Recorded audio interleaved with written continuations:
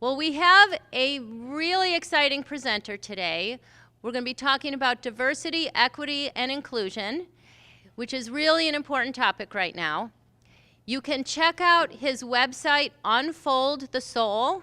He's a national speaker. He's been all over the United States. Please join me in welcoming Ken Williams. This message is for that school in your district. Educators, give me your poor kids, your pobrecito kids, your poor babies, your that school kids, your basement babies, your tier 5s, your bless his little heart, your bubble wrap babies, your but he's good with his hands though, your he just slow and low, your low lovelies, you're from that side of town kid. You had the brother, your now we don't want to push him too hard, and your sweet and low kids. Give me all of them. The ones that you'd be embarrassed to admit bring you a little bit of relief when Miss Nancy comes to get them for pullout. Yes, and they all came through Ellis Island. Ooh, Miss Nancy. Children, straighten up. Miss Nancy's here. Miss Nancy's here for her group. Miss Nancy's here. Children, get the things together. Miss Nancy's group, take your coat and books. You're gonna get dismissed from there. Miss Nancy's here. Bring me all those kids. And then what I'm gonna do is I'm gonna conduct a contest between any one of those kids I just named versus any one of you. Here's how it works. I'm gonna sit you down in the same room at separate tables. Then I'm gonna place before you 2 brand new, unused personal technology devices, unboxed, instructions removed. I'm gonna put a partition between you and you're gonna work individually for 15 minutes. The objective is to find out who between you two can explain more about the functionality of that brand new handheld device. How many functions, bells, and whistles can you find and list? The winner of the contest gets to stay in class and receive on-grade level core instruction taught at the highest level of the standard with scaffolding as appropriate. And the loser gets to spend some one-on-one time with Miss Nancy when she comes by to pick up her pull-out group that afternoon. Now, anytime my mother or 3 of my badass aunties wanted to tell you something you needed to hear but didn't want to hurt your feelings, they start the statement by saying, I don't mean no harm, but if I had to place my hard-earned money on who I thought was going to win that bet, I don't mean no harm, but I'm going to bet on Javier, Bethany, Michaela, Hunter, Maria, and Deshawn every time to win that contest. Because when Miss Nancy comes by that class that afternoon for her pull-out group, Miss Nancy's coming for you.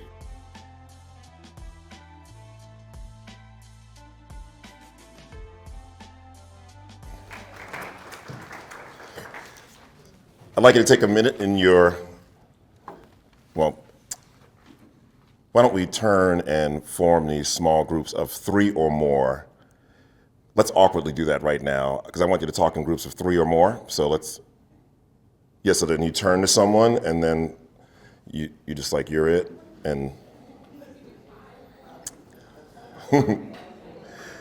and what I'd like you to do is just talk about what resonated with you from that video, whether it's something that you agree with or you want to push back on, and then in a couple of minutes, I'm going to call you back together, and I'm going to use this signal. I'm going to say, I'm going to invite you back. If you hear that, just tell someone, and then I want to hear from you about what resonated with you from that video. All right, so take a couple minutes, turn and talk about your thoughts there.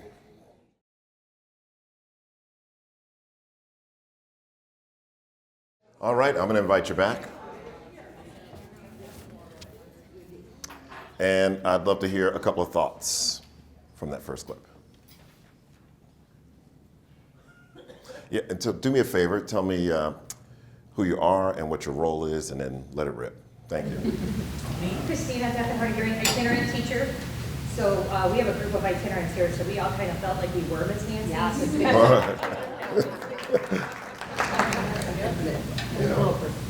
I can understand more. Thank you. We were saying that when you described each child, like all of us had that hit pop in our head, Yeah. you know?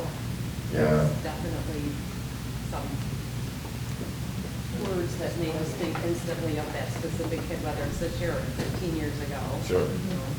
Sure, it's probably a name that goes along with every one of those labels at some point or not. Yes, thank you.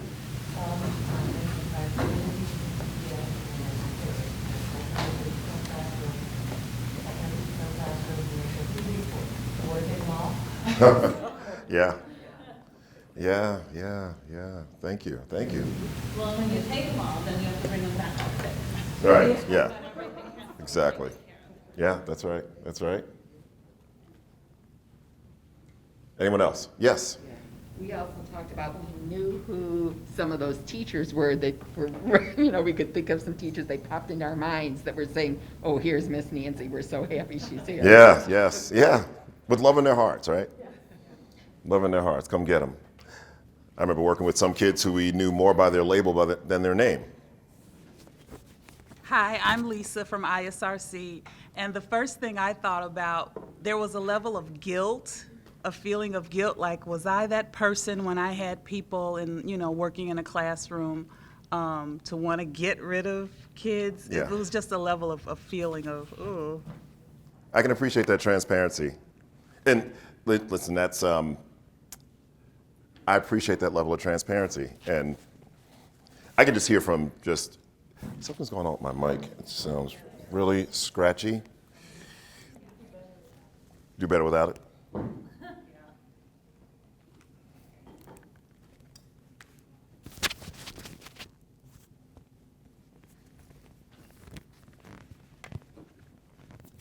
Yeah, so, if I had a magic wand, that temporary feeling of guilt will kind of turn into like reflection and just have us think about what we do, what we say moving forward. That's all. Labels put a stink on kids. On people, period. But we're talking about students, and it often then guides our actions. And this is something that's so firmly entrenched in our work that I try to come up with ways to just kind of just rattle us a little bit, just to get us thinking. Yes. Do me a favor. Would you belt it out that way, and I'll hear you.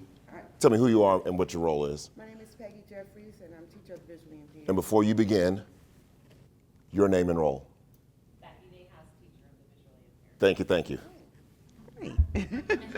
Hi. I just want to piggyback off what you said. I totally agree with that, because I find that once a child is labeled, it's hard for that label to be removed. And even if the child's behavior change, you still see that child as what's in your head. And I try not to fall into that when teachers say, oh, I say, you know what, let me just learn him for myself. I agree with that. That's a great observation. I know enough brain science to make me dangerous, just like that much. But I do know this about labels. So if I said gifted and asked you to give me 5 bullets that fell below the gifted label, whatever they are, just have that in your head. And if I said low, and then you give me the 5 descriptors that fall into that, whatever it is, what happens is when we focus too much and lean into the label too much, our brain wraps around the 5. And then we miss the rest of the kid. That's why it causes harm on both ends. On the one end, the kids we consider low or struggling learner. So I do a lot of those videos. That's my uneasy alliance with social media, is I don't have to say anything. I'll just record a video and just post it, and then I can get out and be an introvert. But I have about 300 of those videos out there. They're all between 30 seconds and 2 minutes long, and I have one called Struggling Learner. And it basically goes like this. If I were 8 years old with my 54-year-old mind and you called me a struggling learner, my first thought would be, do I suck at everything? Do you see what I'm saying? No, but it's like struggling learner, it's like it's everything. It's labels take us from the mirror to the window. See, when I'm struggling with mixed fractions, you're thinking about ways to break through with me with mixed fractions. When I'm a struggling learner, you already set up to believe on some level that I'm going to struggle doing it, less likely to challenge me. And so that's exactly what happens with labels. Even on the other end of it, with all the gifteds, the gifted kids, the gifteds. If I say that with disdain, it's probably because I had PTSD from first grade. My cousin's so tired of this story. We were in the same class, man, and we were working out a Steck Vaughn phonics book with the plaid cover. Some of you remember that. Others of you are like, Siri, what's But she got to leave first grade and work in book B, which was the blue cover. And I remember asking, like, can I work in book B? And they're like, your SRA scores aren't good enough. And I was like, but I want to try though. And so, but it happens on that end as well. So whatever you like, give me your 5 descriptors for gifted. And then we focus on them, and then the stink we put on them is they can do everything. They're super ambitious, they're self-starters, they're smart in every way, and then they end up having holes as well. So it's just best to teach Timmy. Had a principal called me, and I see your hand, and I see your hand. I had a principal call me the other week, and this principal's heart's in the right place. He wants it bad. He's working in rural Georgia, and he's like, Kim, we got our black boys are struggling. I don't know what to do. I need a tool. Our black boys are struggling. And I said, I'm not sure if you want the answer I'm going to give you, but I'll give you an answer. And he said, what is it? I said, stop teaching black boys. Stop teaching black boys. Teach Timmy. Because as soon as you put them in a subgroup, you put a stink on them. And I don't care what the subgroup is. Special ed. You know, we do it. You know this, right? You know this. Like I've talked with special educators.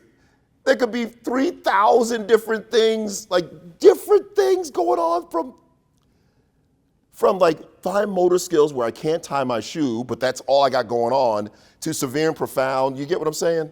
But when you put that tat on them, it's like our heads go somewhere else. Like it's a expectation diminisher, like automatic. And so I told them, stop teaching black boys. But the first thing I put on a screen, I had 5 black faces across the screen. I said, well, why are these boys a subgroup? These 5 boys from your school. I know there are a lot more, but tell me why. And he's like, well, you're black? I said, yeah. But what else? Because as soon as we make them a subgroup, we are saying that they've been impacted the exact same way all the way across the board. Even if you give me 5, you give me five poor white boys and put them across the screen. You telling me every single one of them had the same experience, the same upbringing, the same trauma, the same adversity, all of that? No. But that's what happens. That's my next, I'm working on this thing. And what happens is we hand wring and we work hard and we scramble, and there's so much stuff like how to teach black boys and how to teach poor kids. And I was like, does that mean like, did anybody else grow up? I grew up broke. We weren't abject poverty, but we lived check to almost check. Like almost 1 month in the money, right? So the 5 of us make a subgroup, but what does that mean? What it means when we look at it, the optics, is that we all need Sudafed. Right? That'll do it. I just need more support at home. I had tons of support at home. My parents want something better than their parents. We moved to Queens, New York, and it was a struggle. My dad liked to play the numbers, and I'm not talking about the lottery.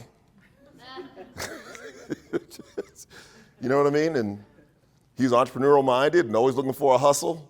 Never trying to beat anybody, but maybe a shortcut here and there. And we just live. To me, broke is a condition. Poverty is like more of a, outside of the numbers, there's a mindset and there's a condition. But we just lump them. And so, but just like you said it beautifully, let me step back and get to know this kid a little more, right? Before that stink just descends on us with love. And so I'm glad it provoked your thinking. What are our two teammates? Give me one? Yes.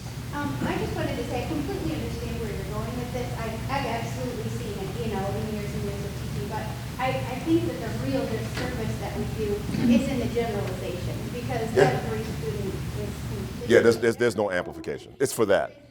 No, you keep talking to it. Okay. Is their own individual person. That's right. As we all know, we come at it to teach the student where the student is, and that's the way it should be. But we also have to encourage our parents to understand that a label shouldn't be that generalization. A label should be scaffolding to help us better understand that student That's as a right. person. I mean, my own child is autistic, but to look at him, you would never know it. He doesn't have, he's labeled high functioning, whereas that label can be detrimental because, That's as we right. know, it's not a spectrum, or, it's not a linear spectrum. So what is most important is just addressing the child where they are, but I think we also need to realize where they may have deficits because. That's right. That's right. I mean, What am I doing here today? Yeah. What am I doing here today? I mean, between, they've been peeking at my slides. Something's going on. We have one more teammate. Thank you. You know what, you have to, see, because this being recorded, so that mic, even though it feels crazy, it doesn't amplify, but it's for the camera. So you have to pretend that it's on. My name is Missy. But do me a favor, amplify enough so she can hear you okay. back there. My name's Missy. I'm a speech path with DHH. We talked about how our own experiences are coloring our perception of students. We're a lot of us have only those kinds of students, and so maybe we'll get a report from someone who does not have that type of experience. And so this new kid, we are reading this and it looks like, whoa, this kid is down here and this is gonna be a real struggle, when in reality, he gets to us and oh, I've handled something like this before. This kid has a lot of strengths that they're not, his previous providers were not equipped to recognize and things like that. Yes, thank you. Some just great insights. And so today we're gonna look at how to perhaps put some things in place that will take some of the pressure off of us trying to figure out who can and who can't. Because that's a heavy burden. That's a really heavy burden. So that's one. I'm going to introduce myself in a sec. Two, I revere and love educators. I really do. And that you're my classroom. For the past 15 years, I pour into the adults because I can't teach all the kids. I think if I could teach all the kids, we'd have no issues, but I can't teach all the kids. So I have to work with the adults who teach all the kids. That said, I think everyone has their place, just like there are people in our lives that we go to and we want to hear that we're amazing. And then the other people we go when we hope to hear we're amazing, but they really tell us what we need to hear, like that person. I think there's someone for everyone out there. So while I'm never going to be in sessions where I'm never beating down educators, I'm never blaming, I'm just trying to help you move things out of your way to do what's best for kids. But maybe this is like a gremlin in my ear whispering that you should tell them this before you start, but I coach, that's the thing. So anybody coach sports? What sport? Soccer, right? So post-game you got whenever the next day you're reviewing what happened at the past game. I don't know. Best coaches I've met, they're going to spend 10 minutes on what went well, and then we're going to spend the other 50 minutes on how we can get better, right? So that's what I do, So I'm not the guy who's you're amazing, and everything you do is amazing. And no matter if you don't get any results, it's still amazing because you're amazing and amazing. Oh my God, you do God's work working with kids. You're amazing. I don't see how you do it. I could never teach because you're amazing and amazing and amazing. I'm not that guy. I'm not that guy. You know what I mean? When I need that guy, I go to that guy or I pull the book off the shelf you're awesome and but I'm not that guy. I'm the guy that wants you to get results for the hard work you get. We work hard. I want results. Because short of that, anything short of results is a participation trophy, and I don't like those. And that's what it feels like sometimes. Did you get results? Nope. But you're still awesome. And no. And it's probably because there's a message out there that some kids can't learn. And so when people shower us with participation trophies, that's a way of telling us that we're doing charity work. And I have no interest in that. I have no interest in that as an educator, and the competitor in me definitely has no interest in that. None. Not even my kids. Playing a little church league, and they're 0-8. They come home with a trophy. They knew they would just come down to the basement. Where we throwing this one? Hold the wings, all right? It's an overhead like that. Or we bury it up to the wings, so just you see it out of the ground like this. Like they knew, I mean, come on, this is life. This is life. So, welcome to Ruthless Equity. My name is Ken Williams. It's an honor and pleasure to serve you today. A little bit about me. As was mentioned, I've been doing this work for about 15 years. I help schools and school leaders build a culture of equitable practice. And a lot of it is about, what's it called?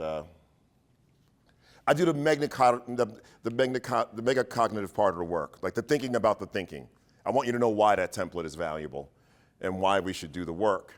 And then as you explore, when you need more tools, I can provide the tools, but I do not take a prescriptive approach to the work, which is hand you a packet of handouts with a bunch of templates and step 1, step 2, step 3, step 4. I want you to experience some things, and hopefully it'll spark the kind of curiosity. It's gonna validate some of the great work you're already doing and maybe shine a light on some opportunities to get better.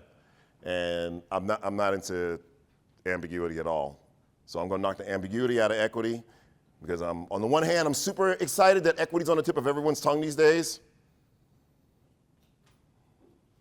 Because I've been doing equity work my entire career. So I'm a PLC zealot, and PLC's our equity work from day one. It's just never been emphasized, but in the time we're in right now, equity's on the tip of everyone's tongue, and that's wonderful. The flip side of that, and here comes your grumpy uncle, now cats were selling used cars last year, writing equity books, and equity's being pulled in 500 different directions and made to mean only things about race and ethnic culture. And while equity addresses those things, equity is for everyone, right? We build equitable practice and a culture of equity, it'll take care of everything. So we're gonna clear it up today. My company is Unfold the Soul, and my work revolves around these 3 big M's: mission, mindset, and method. And we'll touch on all of them today. Mission, mindset, and method. And another way to put this is bringing together the heart, the head, and the hands. So this morning we're going to explore like some of what's in your heart, and then figure out how to make sense of it up here, and then take it to the hands so we can make a difference. And then I'm sure I'm going to learn from you, because while universally these principles are the same, I can just tell the way you're answering questions, you have a lot of your very unique experience that I'm not familiar with, and I hope to learn from you today as well. That's my family. I'm the husband of 1, father of 2. It's the camera settings. Nobody, look, we have caked with makeup and foundation there, but that's not actually how we look. That looks like claymation. That's, yeah. Husband of 1, father of 2, 2 young adult kids, and I'm a former classroom teacher, assistant principal, and school principal. I don't know, I just keep that picture up there all the time. It's my first class of students, man, 1992. God, Lord. I'm a grand teacher, like 100 times over.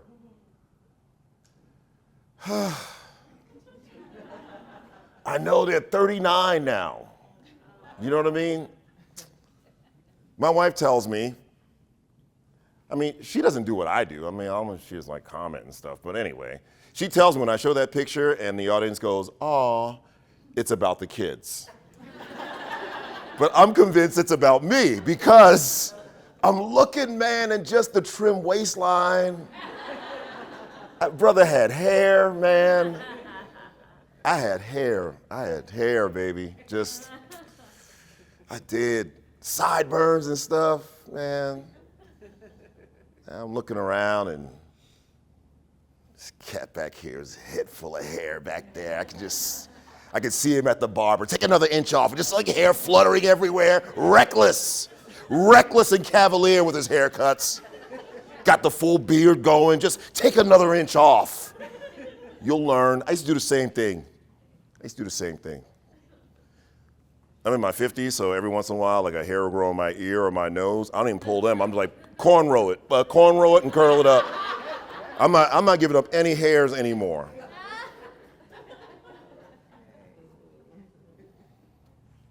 Man, My wife's a healthy girl. She's all like, she exercises. I'm saying she exercises not for no reason, but nobody tells her to. You know what I mean? And I exercise when I go to the doctor and he says, you're gonna die if you don't start walking. So I do that, but man, back then I could eat anything. Now I'm in my 50s counting cashews, 1, 2. Baby, this one broken, can this count as 1? Can I just slide it over? It's just, that's my contact information. I'll give it to you again at the end. That QR code will take you to everything I do, but I will definitely put that up again. I'm on Twitter. I invite you to follow me at Unfold the Soul. And I'm the co-author of the bestseller Starting a Movement, contributing author to Beyond Conversations About Race.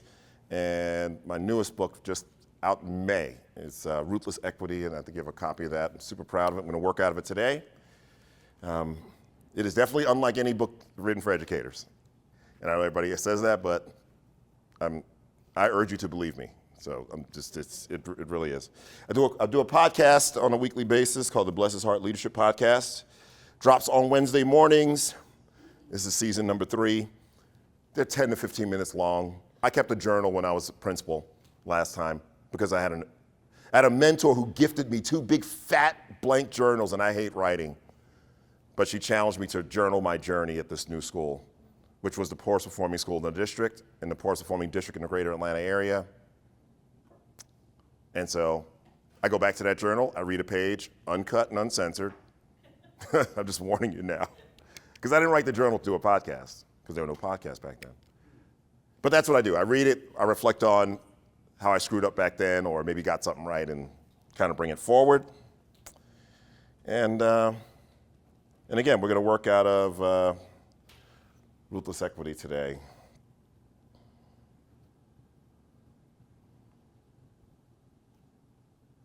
So clarity precedes competence. And do you have Post-its and stuff? Oh, you got those little pads. Very cool. So clarity precedes competence. And I'd like you to do me a quick favor. No pressure. No one's going to have to read anything out loud. No one will be called out. Nothing. But take your best shot at defining instructional equity in your own words. Don't look it up. Don't look it up. Define instructional equity in fewer than 2 sentences max. Do that now.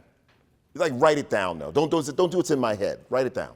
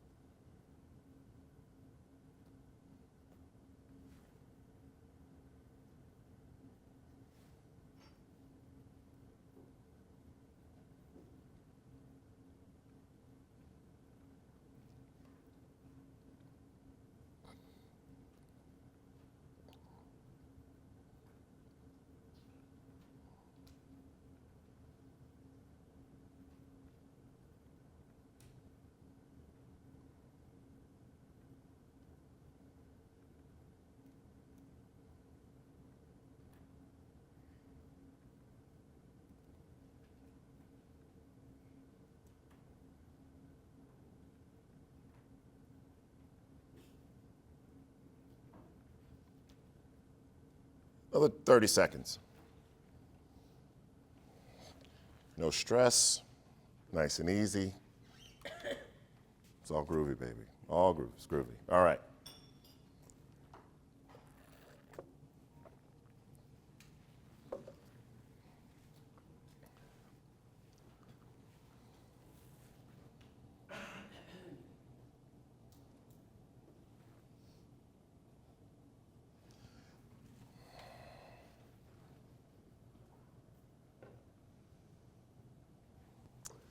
Now, I'm going to ask you, with your definition in hand, to stand, find a partner, and face the partner. Now listen, just stare at each other until I give you the next direction. Don't share your responses yet. Stand, find a partner, face a partner.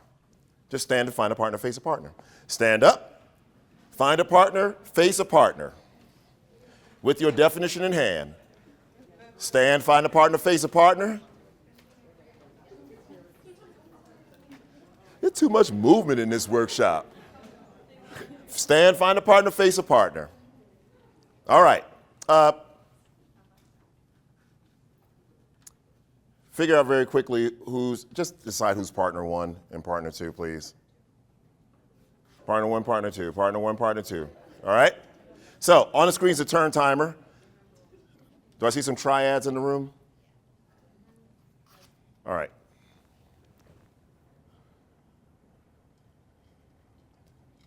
I'm going to hit the start button, and when I hit it, partner one is going to have 11 seconds to share his or her definition. Don't change yours when you hear somebody else's. Every 11 seconds, the chime will go off. It'll be the next person's turn. And when all 2 or 3 turns are done, just remain standing for me. What questions do you have about this process? Just want you to read your definition. I'm only giving you 11 seconds because I don't want you to go into a whole diatribe about how you came to it. Just read the words and keep it pushing. All right, and go.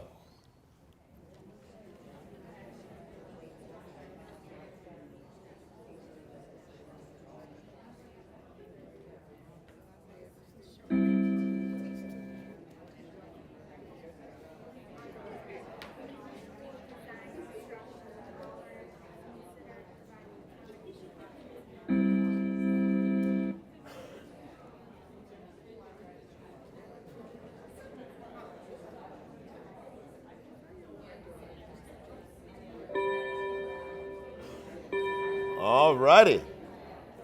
So remain standing if you would. So remain standing. If you and your partners had the exact same definition, and by exact, I mean verbatim, not, girl, we're in the same ballpark. No. Verbatim, remain standing. Otherwise, thank your teammate and have a seat.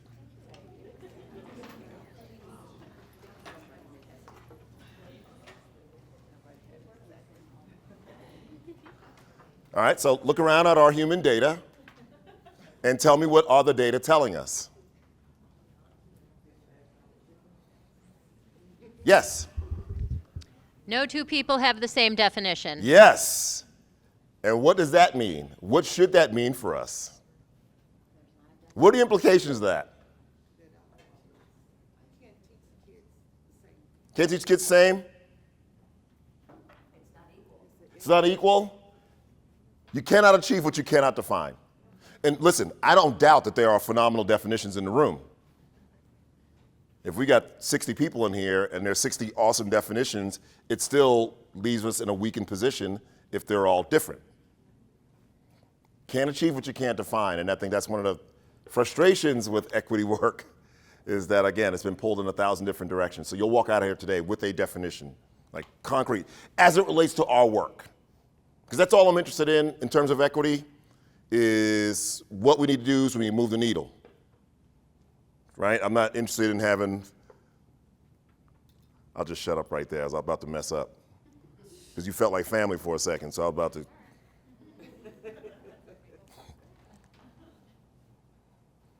Like, black boys don't need you to learn rap music. Need you to treat them like they're gifted. Just like every other kid.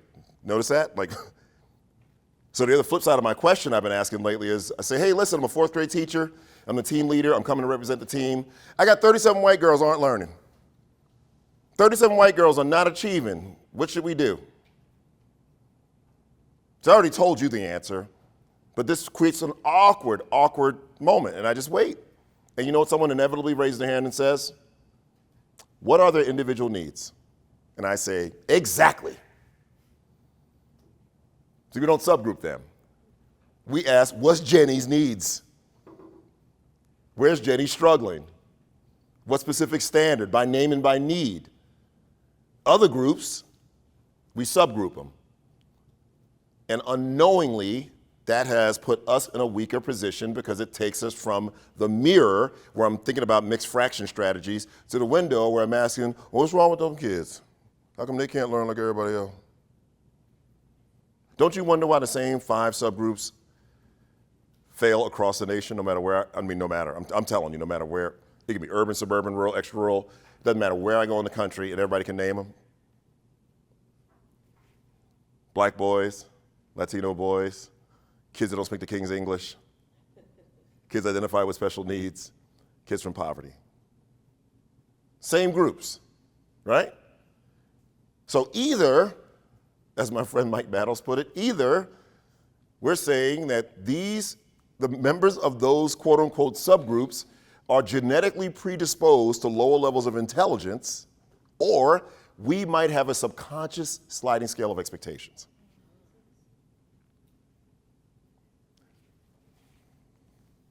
Now, I heard him ask that question 10 years ago, and he followed up with, well, we know number one is ridiculous, right? So it's got to be number two, so how can we work on that? But it's 10 years, man, since he said that, since I heard him say that on the stage. And I wonder if we think the first one's true. I wonder if we think the first one's true. I do. Like subconsciously. Do we believe it? I don't, because I'm in a country where cars drive themselves, you know? I'm going to switch the station on my car drifts and the car jerks itself back into the lane.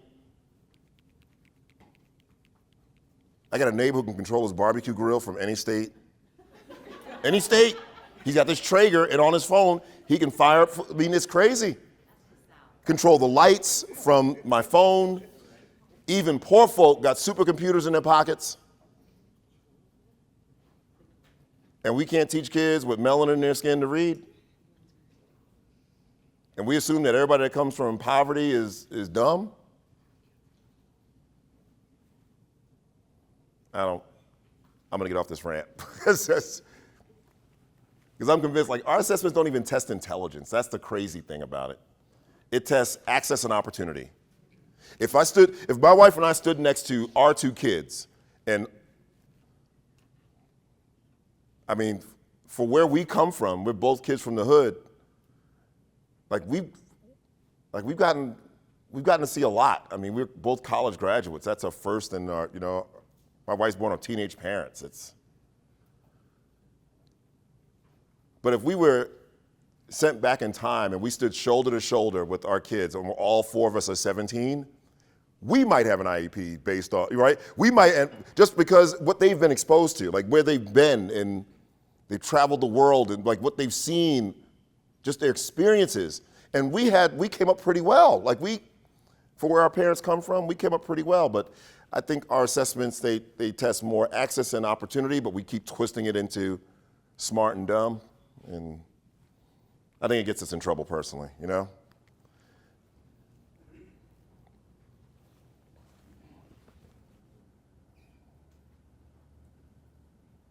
All right.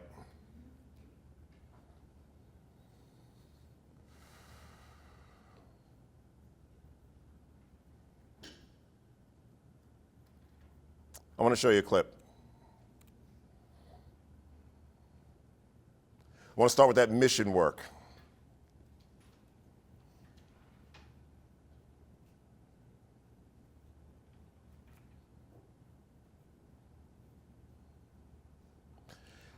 So I'm going to show you a clip from, it's a video, it's probably gone viral 100 different times, but it is of a stand-up comic who engages his audience and then an audience member. And when it's done, I want you to turn and talk about the messages, like the messages you get from the scene and how this message could inform our work.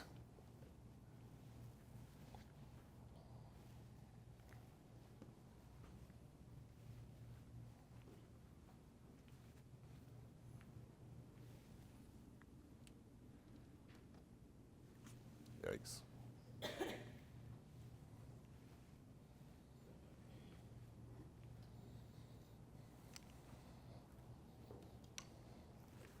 Let's see if I can get this sound to go.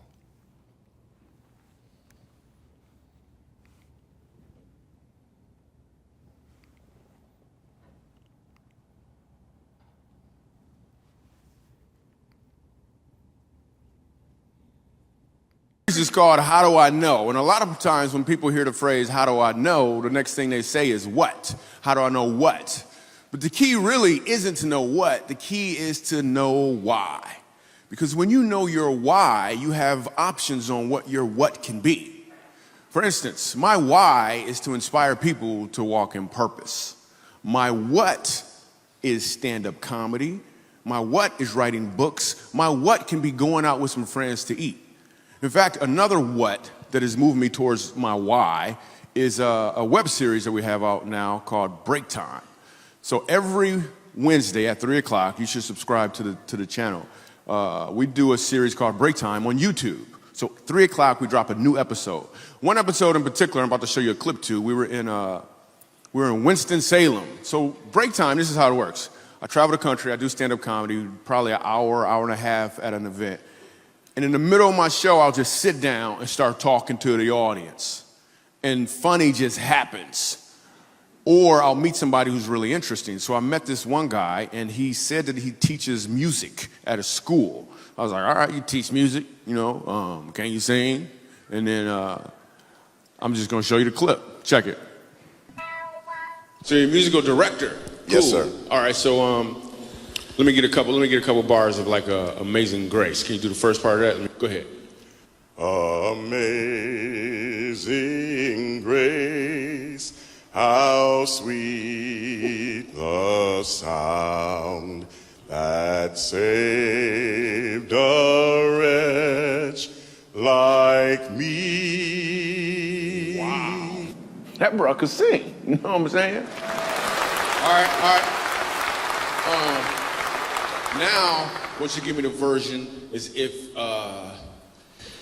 your uncle just got out of jail, you got shot in the back when you was a kid. I'm just saying, let me see the hood version real quick, if you know which version I'm talking about. Just see if that exists. Let me see what you got. Amazing grace, how sweet the sound that saved a wretch like me.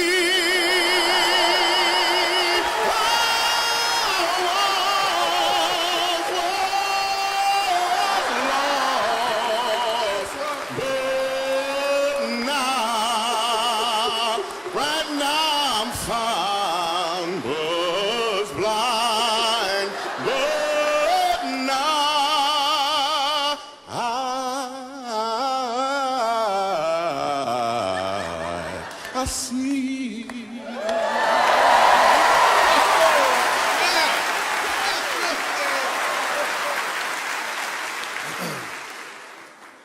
So here's the thing. The first time I asked him to sing, he knew what he was doing. The second time I asked him to sing, he knew why he was doing it. When you know your why, your what has more impact because you're walking in or towards your purpose. So I have to say, I show that video all over, and I work all over. And I already like your audience. Only in the Deep South do folks clap like they're actually in the room with the man singing. Like it's like church when I do this down. But y'all gave it to me here in suburban Illinois. So do me a favor, take 5 minutes, turn and talk. I'll put a timer on the screen. I want to know how this example can inform our work. How that example can inform our work, and then I want to hear from you. Go.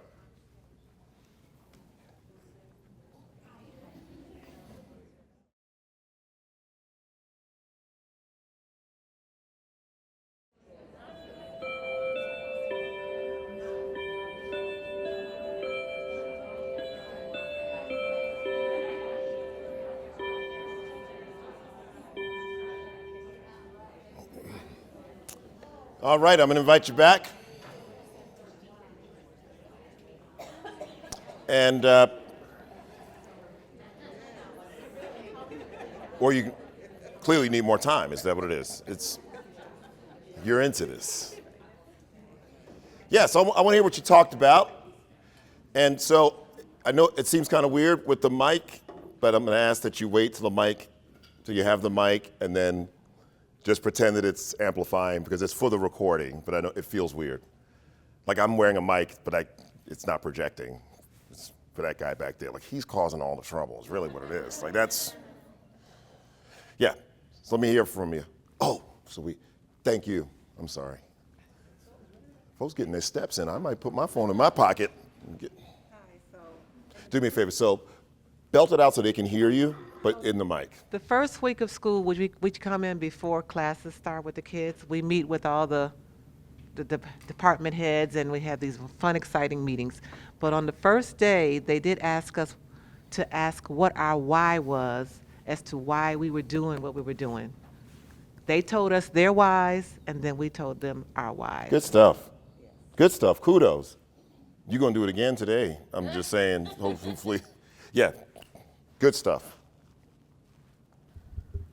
We talked about how it would be nice if instead of sitting, like this should be, we need to replace the word mission statement. It's corporate.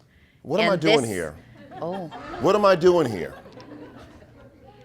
I had my back turned for 8 seconds, and she's into my slides. Finish your point. I would be a lot more apt to follow along at like district meetings if they said to talk about the why, like you said that your district did. And that even as like an itinerant team, some days your what is harder to do. So if you come up as a team of itins with your why collectively, this is no matter if you see me or the other itinerant, we'll have the same why. And on days my what is faltering, I've got other itinerants to lean on for the what. I mean, between the two of you and others in here, man, I just want to pull up some TED Talks and let's just kick back and what am I doing here? Awesome. I think we're constantly being handed another what. So when we can't handle the first what, and then we were given a second what, and a third what, and a fourth what, you have to be comfortable in your whats in order to feel good with your why. Yeah. Because if I can't handle all of the whats, I can't ever sit there and let my why shine through. I know it. It doesn't happen. There's too much. You know, you think COVID would have taught us that less is more because we were forced into it, right? And it doesn't matter where you were in the country. At some point, stuff stopped. But like we're right back to it. And you don't, like when I was a principal, and still I couldn't do this all the time. Sometimes my why would help drive which of these whats I was going to give good effort to, and which, but you don't always have that luxury. There were some whats that I would give C effort because it was just stuff I'm checking off for the man. You know what I mean? It wasn't a why and it wasn't driving anything. And I'm like, we're gonna throw all of our energy into here. Now I'm not disparaging teacher evaluation systems at all. Well, maybe I can. I'm in the right place today, baby. I'm in the right place. Like, that's something I gave my C effort to, honestly. Because, short of someone like this is dead wood, that's different. You got to put pen to paper, baby. But otherwise, you know how my teachers got better? Working together as a team around the right questions with the right support and helping to build that muscle of, oh my God, your kids crushed it on section 2. I got a few that are struggling. What are you doing? What'd you find? Just things like that. All 3 of them getting to a point where they can own all the kids, because we had the whole, these are my kids, and I don't know if I trust them when I send them across the hall to you. Like, we have all that going on. But that did more to move our school, my focus on collaborative teams, than any, you sit, anyway. Teacher ops, like individual teacher. This stuff's not gonna get done by any individual teacher. This is, anything that requires all means we need to collaborate, period, right? That's gotta be part of our mission, is that if we're really talking about all, like if we're really talking about it and not just on a t-shirt, then yeah. But why, your why definitely helps with that. Yeah, it was really good, man. Why drives everything. In your personal life, in your professional life, whether you realize it or not, why drives everything. And why doesn't kick in until you get kicked in the teeth. That's the thing. Like here today, we're off campus, we're in a nice setting. Like we can talk about why and just like it feels good. It does. But when you go get hit in the knees with something and you get knocked down, you know you have a why when you get back up. Why is amoral? It's not good or bad, it just is. It just is. And that's usually a litmus test. So why drives everything? Simon Sinek brought a lot of attention to the word why with his book, Start With Why. But why's been around forever, man. And you heard it. I mean, the first version was the what, and he hit his notes. He hit his notes. I was ready to drop something in the offering plate when he was singing that first version. And you were too, I was watching you. But that second version, I've played that video 3,000 times and it still just stops me. I can never be doing anything else when he hits that note and then those cats are getting up and just it becomes infectious. Like he hit them all. Why gets us going when things are rough? That's what the why is about. So again, whether it's challenges with breaking through with a student, a new hobby, or something you decide to learn and do that's new, it comes with implementation dips, it comes with challenges. When you get knocked down, when you find yourself getting up again, that's a sign that you've got a why. Like this is really your why. Like my office looks like carnage. Is that because there are 1,000, I think this is my whys. All right, then I'll run with it, and then I realize, it's probably not my why. You know? So, why is like a weeble? It's another thing my wife tells me to take out of my presentation. She does. Because I wish I could just capture this sister's look right here. Here, and her too. They were both like, and I can see the wheels turning. What is a weeble? I don't even know what weeble is. But I see him looking this way, so I can't grab my phone because I want to ask Siri, what's a weeble? Oh my gosh. You probably look at that class picture I had up there. I wasn't even born in '92. I mean, I don't know what we even doing. I wasn't even born then. A weeble's an egg-shaped toy with a weighted bottom. On it were painted faces of your family and friends, community members, weeble fireman, weeble butcher, there's a weeble bus. And then what you did was, it set up like you tipped it over and it got right back up. No USB ports, no 4K, no 4K HD. And we played for hours with a dumb toy that did this. That's all it did. It did nothing else. It did nothing else. It did nothing else. But I want you to think about this for a sec.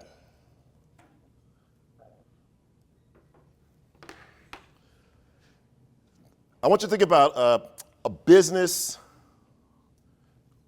It could be a national business, it could be a mom and pop, local business that you patronize because they've got a why. And I don't mean necessarily like an altruistic why. I mean, they just deliver on the service. They deliver what they say they're going to deliver. So consistently that you patronize them. Turn to one neighbor, and just share one business that you patronize that way.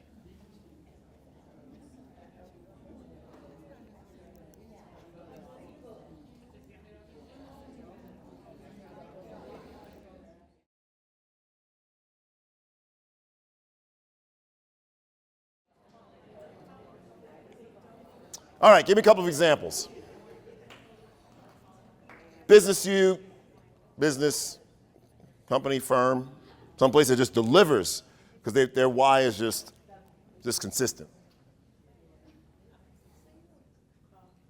Yes. Oh, thank you. Thank you for remembering that. Thank you for remembering that. Okay, I'm Tracy Mack. I'm one of the deaf and hard of hearing itinerant teachers. And my why is the the fast food place across the street from me. It's a local, just a couple of locations. Amato knows me. When I call and place my order, he calls me honey. What can I get you today, honey? He knows that my husband and I both get our pepper and egg sandwiches on pitas. When I show up, he asks how my husband is by name. His family comes in and sits there. Like, we could go any place, but we would rather go across the street because he's there, and I know that his family's, it's just a thing. And you can tell, like, how invested he is. Awesome. Thank you. Pass the mic right behind you. There you go. Thank you. There is a clothing store right up the street from our office that nobody really notices. It's on a corner. And when you walk in, the lady that owns it is extremely friendly, and she says, "What are you shopping for?" I went in there to get, my son was graduating college, and it was also my birthday. So I went in and I told her this, and she came up with like 15 different outfits and stuck them in the dressing room and said, "Here you go." And then you have to come out and she'll say, "No, that's not the right fit," or "Yes, that looks great." And it's like having a personal shopper.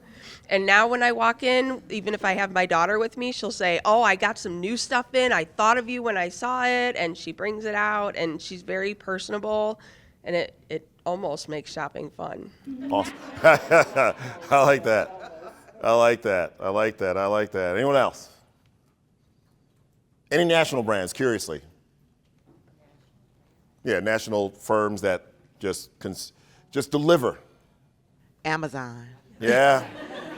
Everything from A to Z, and then if you have a problem with it, they credit you, send Right, you no another one, questions. no questions asked. You can drop it off at Kohl's, so you can shop some more and then drop your stuff off, and they'll send it I'm on back. saying. You are so right. Like every day is Christmas at my house, feels like. Hug on Amazon boxes. We have a local bookstore. It's called Bookies, and there's a couple in the city of Chicago, but they took a chance and came down south out here, and unfortunately now they're closing. But they are the most wonderful people. You can walk in and say, "Oh, I love historical fiction." The lady goes and pulls 5 books off the shelf, and, "How about this one? This one's in large print." I'm like, "Oh, I'm not that old, but all right, I'll take it." And they're just great. "Oh, my mother-in-law loves puzzles." I went in there last week. She's like, "Hey, I remembered your mother-in-law. I ordered some puzzles for you," and she put them out on the table. I mean, just an amazing store. Unfortunately, we're going to lose them due to the rent in Homewood, but it's just something that now I will continue to go into the city to get to their store there. Yeah. Just Good because of the stuff. relationship they built. Yeah. That's good stuff. And that why happens, they're able to put their stuff aside and make that why happen. And that's a piece of it. That's a piece of it. They're able to put it aside and make stuff happen. In the book you got today, you'll see a section called bag draggers. There are 5 levels of bag draggers, folks who drag the bags to school, their stuff. Most of us professionals leave our stuff at home, and then we come to work and we try to be where our feet are. Some of us put it in the car and drive it to work, but then we leave it in the car. Then sometimes there's like a level 3 bag dragger. They bring one bag in with them, and then you jump up to level 5. They just got like a 5-piece set of luggage. And those are the folks. Like you see them down the hall, you try to duck around and say hi to me, because you're about to be hit with 6 depressing stories. But yeah, when that why drives everything, man. I mean, who doesn't have something going on in their lives today, and yet, right in this place, trying to be present, good environment, making the work happen. We are going to take a 15-minute break, and then on the other side of that break, we're going to scratch the surface of your why, and then start running downhill toward what equity is and isn't. 15 minutes. All right, I'm going to invite you back.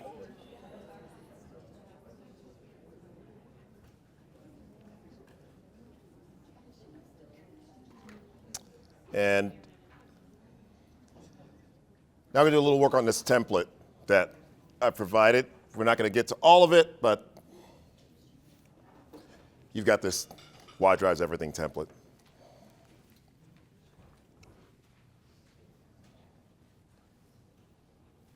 You can use it or your pad. Makes no difference to me, but I'm going to ask you to write again, and just like you did last time, I need you to write. So I want you to answer, I'm gonna have you answer a question, but I'm gonna ask that you don't begin answering the question until I explain everything, because there are very specific parameters, all right? So up here in the, whatever this corner is for you, is the question, what do you want school to provide your child? What do you want school to provide your child? Now, if you're a parent, of course, think about your own child or children. But if you're not a parent, think about a child so special in your life, you can use that child as the prism through which to answer this question. So you're either answering for your child or children or a child you love. Don't start yet. I'm gonna ask that you don't collaborate on this one. Don't share your responses and don't consult one another. And most importantly, I need you to answer this question in one full sentence. I want school to provide, ... One sentence. One full sentence. I want school to provide, ... What questions do you have about this process? All right, give you about 93 seconds. Go.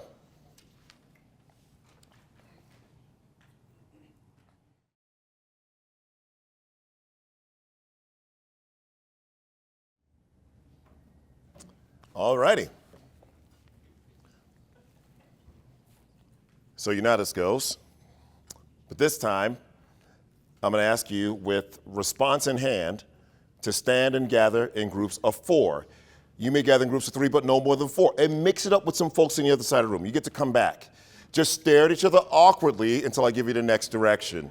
Stand and gather in groups of 4. You may gather in groups of 3, but no more than 4. Groups of 4 or 3. Stand and gather in groups of 4 or 3. 4 or 3. Stand and gather in groups of 4 or 3. I'm that teacher. Stand and gather in groups of 4 or 3. 5 is not 4 or 3, and 2 is not 4 or 3. That's my favorite line. Sorry. Groups of 4 or 3. Who needs a home? Someone needs a home. How are we going to work this out? Groups of 4 or 3. Who needs a home? You get to come back. You get to come back. We good? Now figure out who in your groups, whose birthday comes next in the calendar in your group. Whose birthday comes next in the calendar?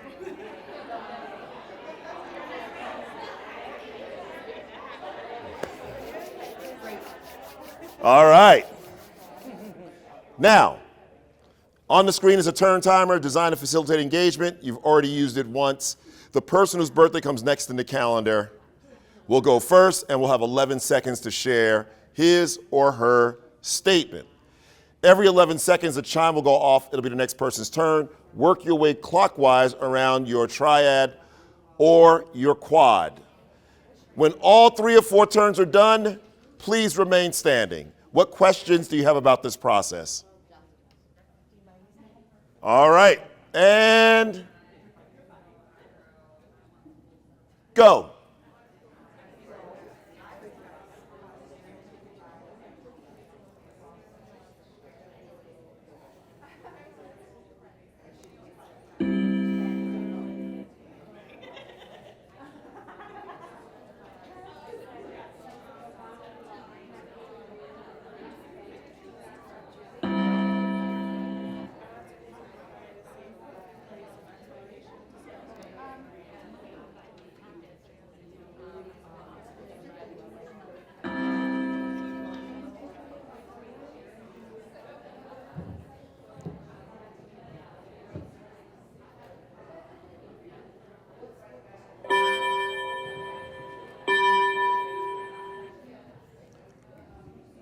All right, so stay where you are.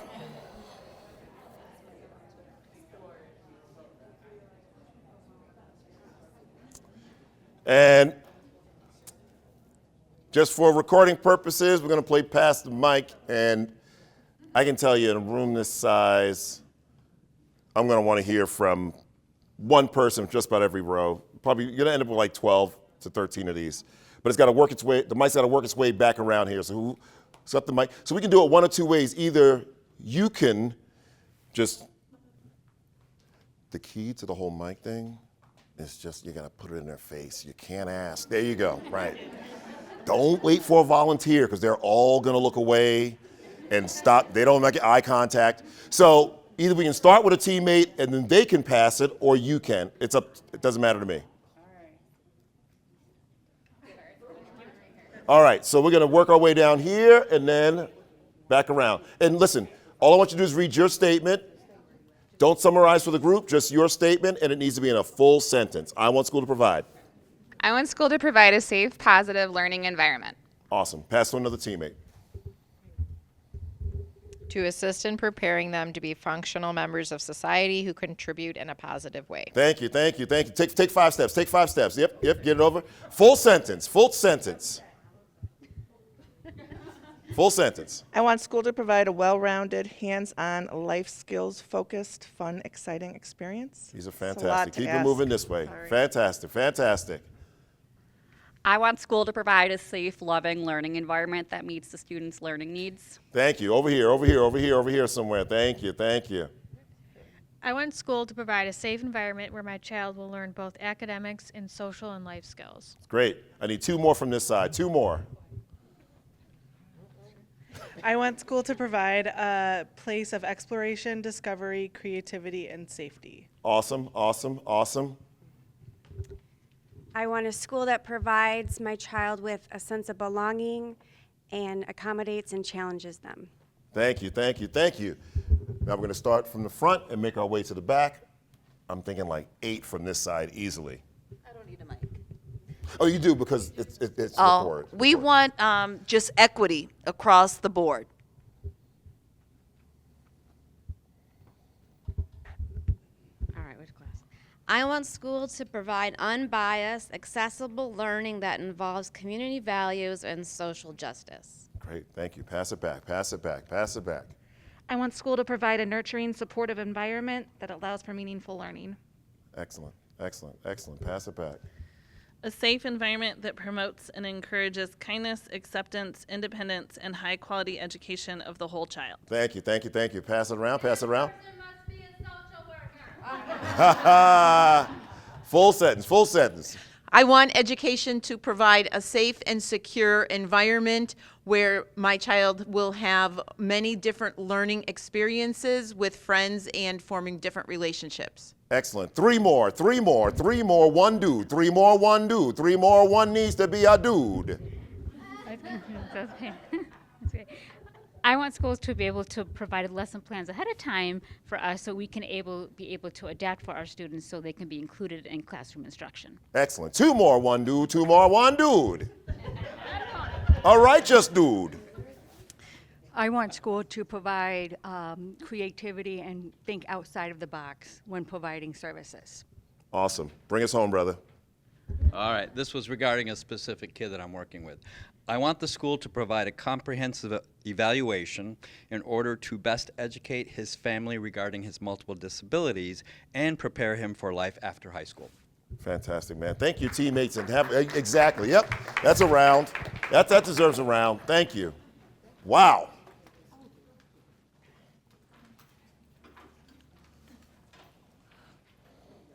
Wow. That was, doesn't mean anything to you, but this activity I've done 2,000 times. It feeds my soul every single time. It's a winner every time. Like, this one has never failed, ever. Now, look, a day like today where you're off campus, like you decided you wanted to be here today, like,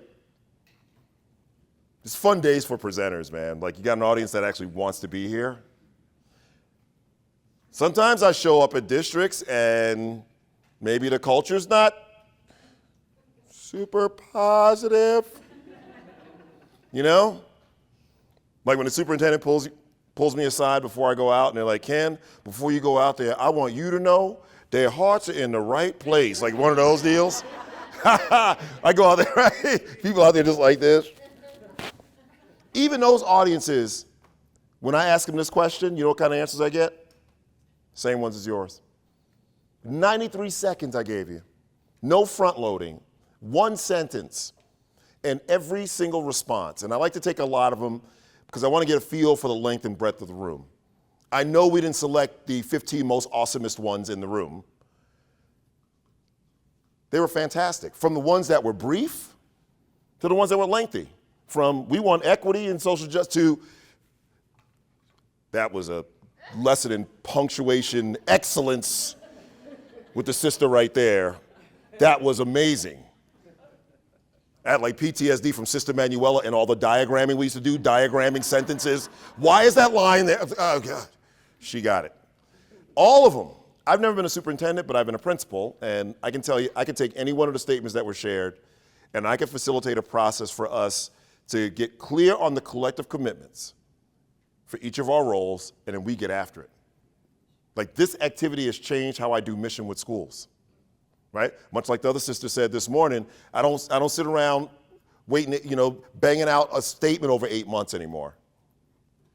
If we were a new staff, if I'm a new principal and you were my new staff and this was the first activity we did, I'd be 80% home on mission. Awkward question. Was anybody offended by anything they heard? Personally, if I knew a school or a district took any one of your statements and used it as the prism through which to make all decisions, financial, human resources, support, salaries, materials, I could send my kids to that district and I could work in that district. It wouldn't matter where it was located. You get what I'm saying? And you did that in 93 seconds. I mean, you hit on stuff I hear all the time when I do this work. All the time. You hit on all of them, just about all of them. Opportunities to succeed, social, emotional, and academic. A safe space for kids. Teachers who care, kids who feel valued and seen, right? Belonging. A chance to access the world, feel loved, motivated. Here's the one I usually get from secondary audiences. I want school to provide the tools and skills to not live in my basement. The tools and skills to not live in my basement. But other than that, you nailed everything. Everything. It's amazing. So then the next step is to, in each of our roles, figure out what are the handful of collective commitments that go along with bringing your statement to life.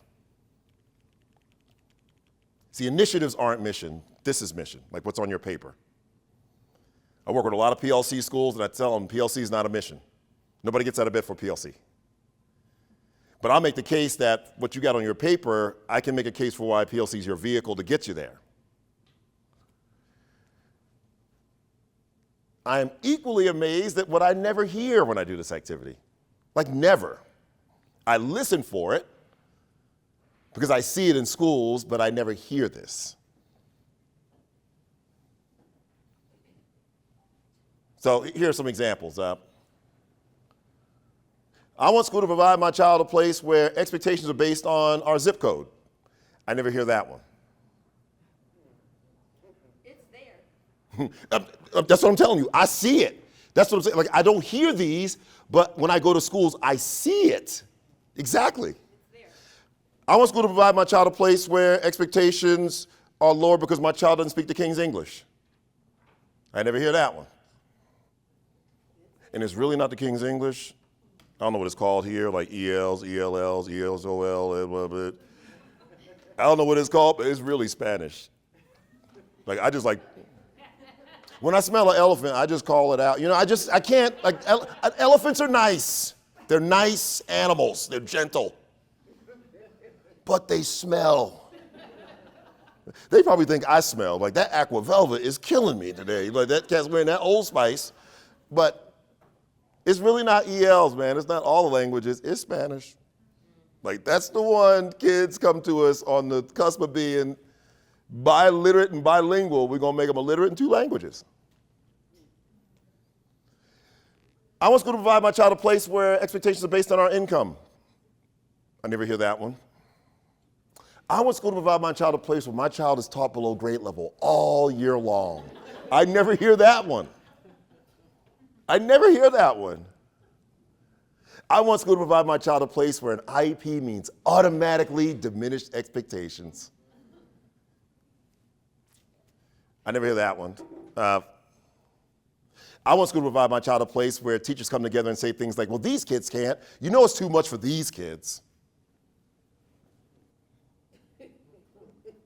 I want school to provide my child a place where my child is known more for their subgroup and label than their own name. I never hear those.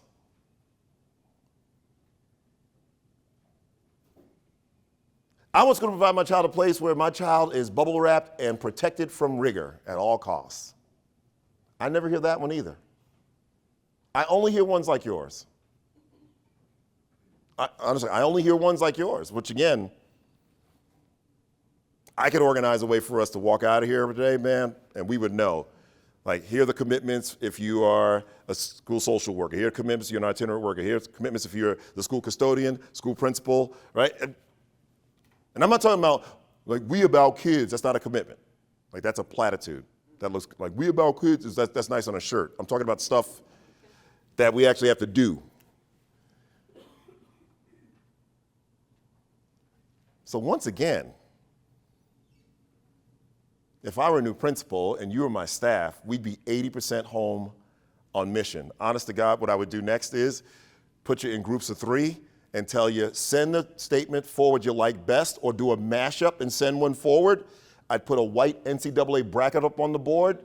We'd put the statements on, we'd vote them off. In 45 minutes, we'd have our statement, which leaves us the rest of the time to get to the real work, which is what are each of us willing to do in our stakeholder groups to bring it to life? What we have is the opposite. We have much more statement than mission. Like, we spend 10 months, 16 focus groups, 14 surveys. What about the people at Target who work the front of the house? Shouldn't they have a say in our mission statement as well? And then we wordsmith it to death and dot it to death and underline it and cross outs, and we're too tired to work on the real work after we're done with 8 months of wordsmithing the hell out of the statement.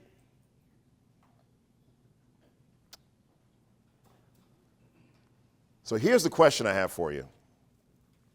It's the next question I want you to answer.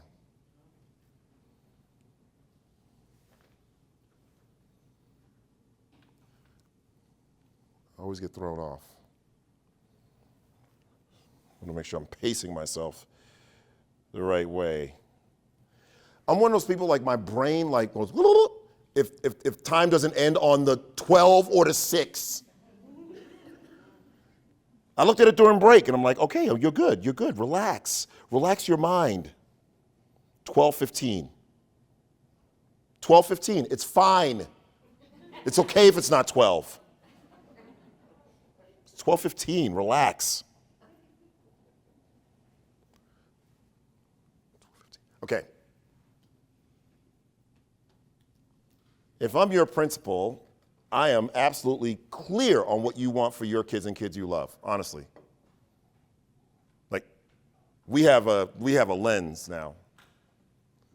The question I'd like you to take a minute to answer, I'd like you to answer it individually first and then talk about it with a neighbor, is this question. I know what you want for your kids and kids you love. Now I want to know,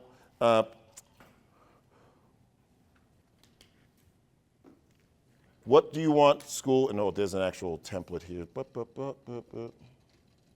Oh yeah, there it is. Now I want to know, what do we want school to provide other people's kids?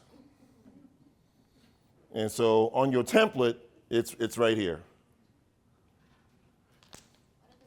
I know what you want for your kids and kids you love. Now, what do you want for other people's kids? Take a minute, take 30 seconds to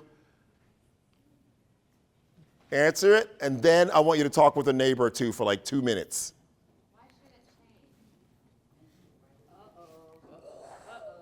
Man, you guys, I usually get to ask the question and then I usually like duck out the door because I know I'm gonna get the side eye from someone, but she didn't give me the side eye. She spoke up, why is it different? Because I usually sneak out. That's why I said it again. I was gonna slide out. Because I used to get the side, I'm like, he knows it's the same. He knows it's the same. Got us answering questions. He knows it's the same. That's what she's really saying to me. He knows it's the same. Why are you playing these games? Got us huddled up with other people. Anybody care to respond other than that? Your child is special. Clearly the kids we have and love are special because I heard no exceptions in any of those statements. There were no yeah buts. There were no exceptions at all. All I heard was rigor, excellence, equity, safety, love, belonging, motivation, like all the things. Like, what's that? Yeah. So I want to know, is it the same? So I'm joking around, but is it the same? Do we want the same for other people's kids? We do. We can acknowledge, however, that all kids don't come from homes like yours and mine, and right? Say it again. Let's say it in the mics. That's a great question. It is.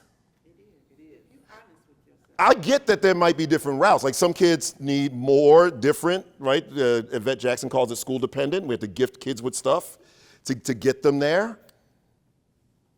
But everywhere I go, people say the destination's the same, right?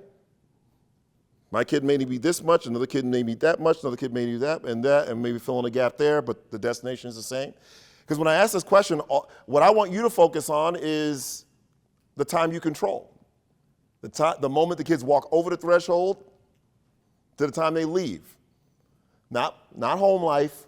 You can't control that, even though I'm guessing, maybe it's different here. You might have a student or two that maybe their family life undoes what you did during the day. Yeah, but you can't, but that question doesn't answer that. This question is from the time we have them to the time they leave. Are we operating the same way? So again, heart. Yes, yes, it's the same. How can it be any different? So now we're at the head. So here's the head part. If we want the same for every kid and we're operating that way, I'm in another profession. We're not here today. Is what I'm telling you. So in our hearts, I totally understand it. We want the same thing. But in our heads, a school that sells out to what you've written, we know those schools. I mean, I'm not talking about the schools where like the median income's $2 million and that, I'm talking about those schools that have to work for it in some way, you know what I mean? If we're operating that way for other people's kids, we don't have equity issues, is what I'm saying to you. So I get that it's the same in the heart, but we got to face the head. Like we don't have equity issues, we don't have these gaps, we don't have them. Unless we're operating that way and it's really the kids and their parents, like back to that whole, right, genetically predisposed to lower levels of intelligence, or we don't have a sliding scale of expectations. So I do want you to talk about that. Like, are we operating this way for kids, for other people's kids, during the day we control? I had plenty of parents who didn't know any better.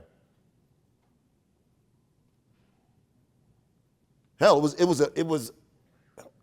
took monumental effort to just get my folks to just call parents, because the assumption was, we all hood rats, so they really don't care, so what am I making this call for? Like just those little tiny things.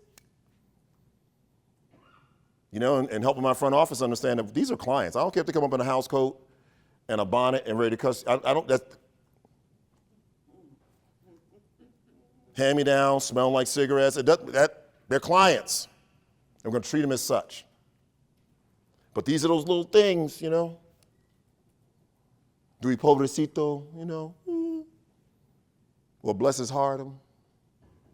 Poor baby. Because I didn't detect any, none of your statements said, and protect my child from rigor, and don't push him too hard, and So I want you to talk about it for just a couple of minutes, because there's one more activity I've got to get to before we break for lunch. Just a couple of minutes. Like, so where's the gap and what can we do about it? Because there's a gap. There's a gap. Yes. Oh, I'm sorry. Hold on, wait for the mic, sorry.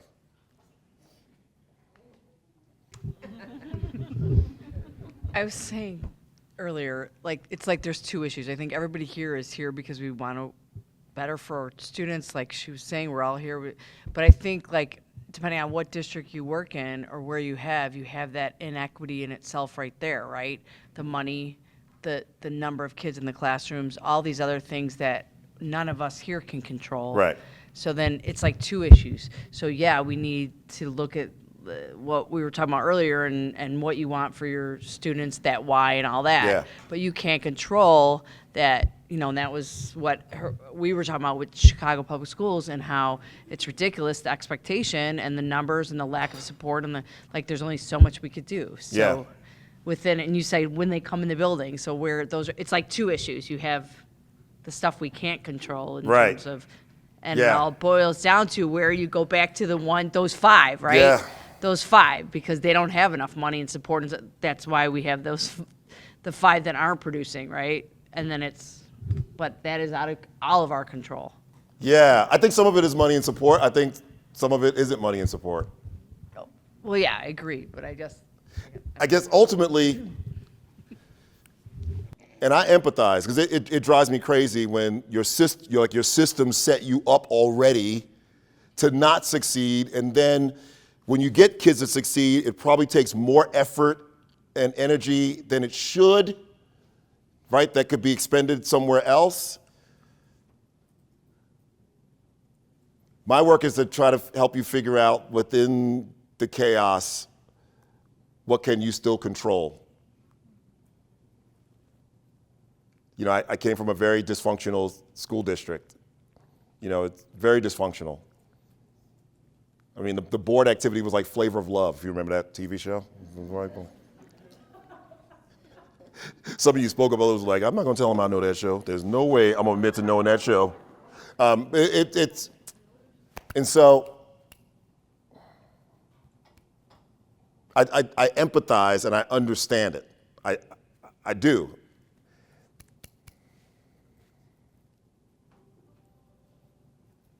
I do. I regress to the smallest means of the organization. I'm not a bureaucrat. I don't have patience. I don't have that kind of patience. And I probably do it to a fault where I'm going to try to work within, the bowls of crap they're feeding us and do our best.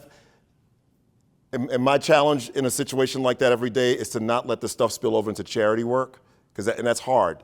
Because when you're not set up to be your best, it's easy to just say, I'm just going to come in and just do what I can, under these insane conditions of CPS and wherever we are. That's a real tough one. I don't deny it at all. Like we were at school, it seemed like the truck always ran out of materials right before it got to our school. Right? It was like we were at school, and so it was a grind. It was a daily grind of what can we control. Do we have all kids learning at grade level or better? Are our expectations there? Do we have a zeros policy that lets kids off the hook and lets teachers off the hook? Are we given homework because it's a mindless precedent, or is it purposeful? In some situations, it's controversial. Why are we giving homework? This is the information age. Like we give homework honestly because home was given to us. This is the information age. And I'm not saying I know some schools that don't give homework because their policy was, they ain't gonna do it no how, like that. That's low expectations. In my mind,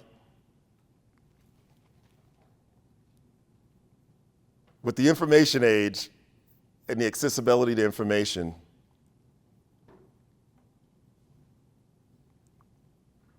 if we can't teach it in 7 hours, man, then we got to examine what we're teaching, 1. 2, if I could turn back the clock, I'd probably be a hellish parent, probably, because I would fight homework. Like, I want to be a parent when my kids come home. Like, we're you know what I mean? Like our profession is complex, and then what you guys do, like it's like complex on steroids. But I think sometimes unknowingly we send stuff home to parents and expect them to become teachers. Like that. If our stuff is complex, and then I can't ask you to be an algebra teacher, right, or a reading teacher. And I think we do too much of that. 1, 2, I want you to have lives after school. The stuff I talk about, I want you to max out your contracted duty day. Some of you are lifers. Some of you are going to work an hour or two after anyway. But I think we can get it done if we focus on the right things during our contracted duty day. And I want kids to be kids. I'm married to a lifer. And it's rough. It's not our marriage is rough. I'm just saying it's like, I'm trying to get her to go part-time at this point. I'm just like, come on. I heard a podcast. This guy said, homework. Somebody brought up homework. He said, homework? In my mind, homework is unfinished classwork. Stop sending homework home. I want my kids to be kids. I want to have a life after school. He said, don't send home homework unless you want me to send dirty dishes in his bag that he didn't do the night before. I was done. That brother said that I was done. I'll send dirty dishes with him.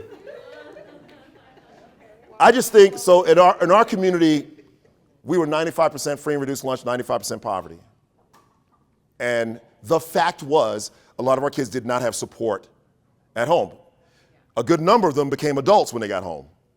A lot of them were latchkey, blah, blah, blah, blah, blah. So in my mind, I got to a point, it's like, why are we sending traditional homework home when we know out of our 95% households living in poverty, 70% don't have support? We're like setting them up for, and then for the kids who have support, how we know who's doing the work? What is it telling us?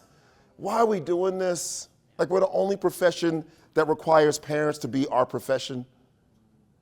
Right? You send home drills with your kids, drills, practice and stuff, right? But do you expect your parents to paint lines in the backyard and, right, play goalie? No, you don't expect that. You don't expect that, right? Because you look like, no, we don't do that. Get them to practice on time, pick them up, here's the stuff we need, right? I don't know, I want us to move in that direction. So as tough as it is, I just want you to be focused on what nuggets can we control, but know that I empathize with you because it drives me crazy when you work 3 times as hard as you should for the same result as these 2 folks who have more support. That drives me crazy, and after a while, it's gonna fry you. You know this. And you're here, that's the thing. So I know it's like there's a party that's still like, all right, I gotta latch on to this nugget right here. I gotta latch on to this nugget. That is good stuff, man, good stuff, really powerful. All right.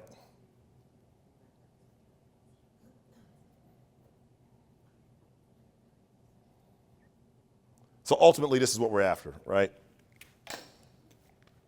Mission is what we're after, not the mission statement.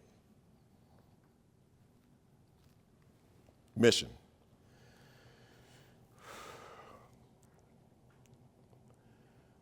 So I want to do one more thing with mission, and then I want to launch into our last activity before we break for lunch.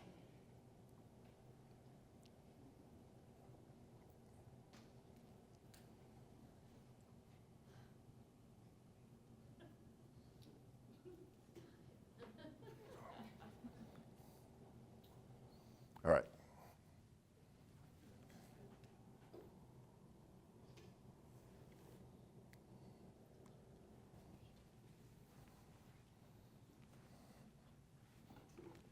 I'm going to take like 6 minutes on this and then put an activity to get you going again.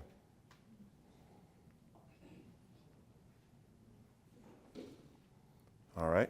Oh, my speaker's not on.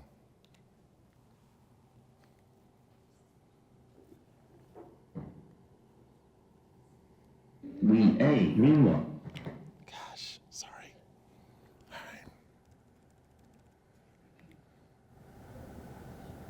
right. Meanwhile, Graham and Serena are back in Stuart's office for their second meeting of the day. Yes, it might. I think there should at least be some reference to the kids at some point. Yes, good point, Graham. Good point. They're engaged in the crucial mission of drafting a new mission statement as required by law for submission to a meeting of forthcoming governors. What about to seek to ensure? Yes, that's very good. I like that. Seek to ensure that each pupil shall develop. Good, that's good. Shall develop. Well, shall we just leave it back? Shall develop. I mean, it's punchy. No, I don't know. I think it's a bit, A bit general. no, I don't know, a bit risky. I mean, a lot of them don't develop. Yes, good point, Shona. A lot of the fun's gone out of the job. You know, everything's got to be quantified, measured, written down. Schemes of work, records of achievement, operational plans. Of course, I'm married now as well. Yeah, with all this talk about educational standards, I mean, do you think that they've improved in your particular area? Yeah, oh yeah, they have, most definitely. Really? But what do you use to measure them, though? A tape measure. Right. Okay, that's good, and breathe out. What about shall maximise? That is good. All right, good. So, shall maximise Their options. That's terribly good. Not sure. No, you're right. Could get a bit sticky with kids who haven't got any options. Yes, good point, Grace. Yes. Their potential. No, same problem there really. You know, Guy Pope, for instance. Optimal. Yeah. Yes. Shall maximise their optimal... what? Potentiality? Yeah. Yes. Has anyone been writing this down? I have. That's not what we want. That's not what we want. So just a quick primer on mission. So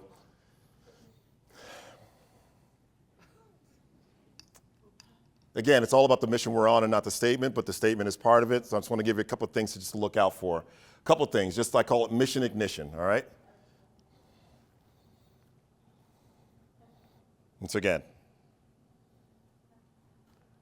your mission's more than your mission statement, but the statement should have some elements. So there's some characteristics of mission that I just want to touch on. The first being math. Mission and math don't work. Mission and math don't work. They don't work. And we are a profession traditionally that we like things laid out logically. We like to know what's next, right? But mission doesn't operate that way. Mission, no one needs to set mission to get to that back door back there. We just don't need to do that. But to ensure every student learns a specific standard or skill, that's mission driven right there. So the way I say it is mission kicks in when the math stops working. 2 + 2 + 2 = 20 with mission. That's why we come together. Have you been part of a mission, whether it's your personal life, your church, civic group, sorority, fraternity, school, where it's just like, we're going to make this happen, and here's what we're going to do, right? It's typically just a handful of things we're all going to do. We all got that wide-eyed look like this. And you know why you got that look like that? Because whatever you're trying to accomplish doesn't make sense on paper. That's what I mean by math. It doesn't work.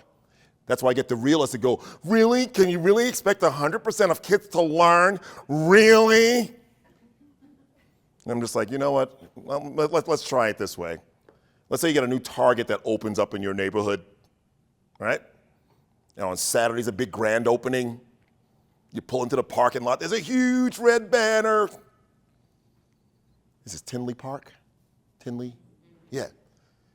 Target is honored to be open now in Tinley Park. And under it says, it is our mission to ensure satisfaction to 87% of our customers. Come on in. Right? I don't know about you, but I'm just like this. Let me turn right around. So mission kicks in when the math stops working. And anytime there's something all kids have to learn, That's mission driven, if we're serious about it, right? So mission defies logic. It just does. That's why it's mission. Mission should also scare you a little bit. In a good way, but it should scare you. It should make you make your bottom half tighten up just a little bit. We're just like, we're gonna make this happen. Just,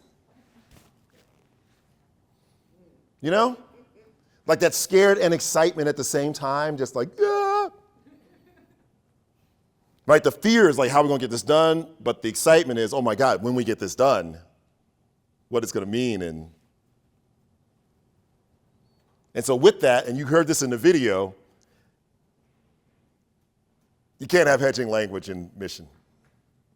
Like they were like, we'll set out to provide an opportunity for kids to, hedging language doesn't work. Like we will strive to ensure we will strive to give kids an opportunity to learn at high levels. Like, okay. So I always ask, like, when you've accomplished your mission, what would you have done? Strived? You know what I mean? Or when we include other stakeholder groups to kind of like hedge our bet. In cooperation with parents, the people who work the front of the house at the Circle K down the street, Chick-fil-A staff members who work the drive-through, the governor, society, the mayor, governor, lieutenant, and the board. We will work together in partnership to make sure kids learn, as long as parents read to these damn kids 30 minutes a night, which we know they're not gonna do, like the whole thing.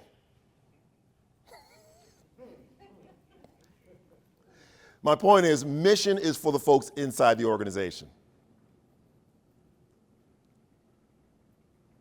Now, part of our mission was to re-engage our parents, but I would not let us make parents part of the mission, because if they don't hold up their end, then we got an excuse not to fulfill it. And I can't control them. But connecting with our parents was definitely a part of our mission. Make no mistake about it. Make no mistake about it. And then the last part is we got to identify collective commitments. Like, what are those practices that we commit to that ensure that our mission is accomplished? And in our world, it's equity. And that's what we're going to explore right now. Right now.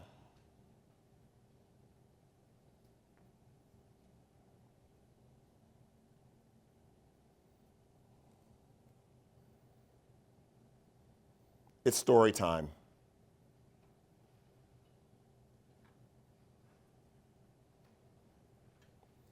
We're going to do a couple of things. We're going to define what high levels of learning looks like and what equitable practice looks like.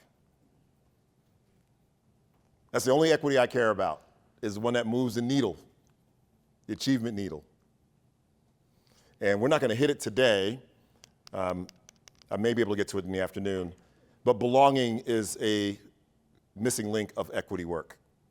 It's not talked about because it's not sexy, it's not provocative, it doesn't get clicks. But if you don't feel like, you know what I'm saying? It just doesn't. Like, nobody wants to talk about belonging. Plus, it's such an innocuous word, everybody thinks they do it. But belonging is everything. If that kid walks into school, doesn't feel like anybody's glad that they showed up that day, forget it. But it's story time, because I got to get this before lunch. Story time. When I'm on the road, I drink Starbucks.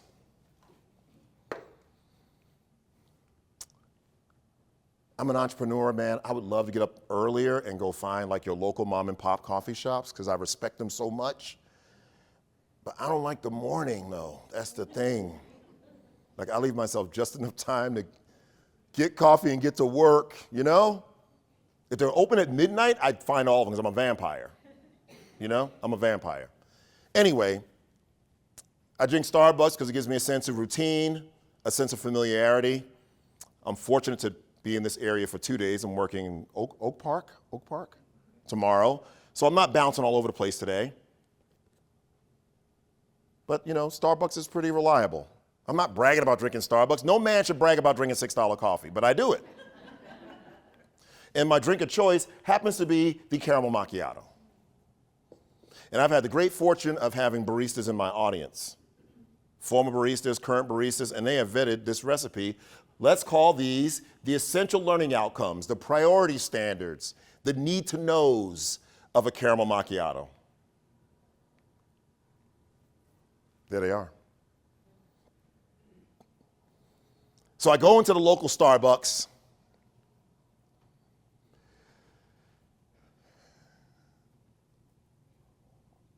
Wow, like nobody's making eye contact. Oh, but you tried to look away, but I know. As soon as I said it, she did like that. I was like, it's too late, it's too late. What's your name, sister? Melissa. Well, Melissa is a barista. She's a graduate of our school system. She's trying to figure out what her next move is. So she's a barista. I place my order. She fulfills it. Great personality, great smile, great service. I even leave her a tip.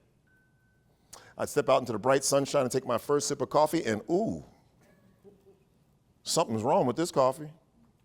But I'm thinking, maybe it's me. Maybe it's me. I've had so many of these coffees. Maybe it's me. I take a second sip and something's definitely wrong because now the whole right side of my face is just ashy, just dried out, just scaly. This side, oil of Olay all day. All the G Nate on this side ashy. I hold the cup up to the light. There's about 1.5 inches of salt in the coffee.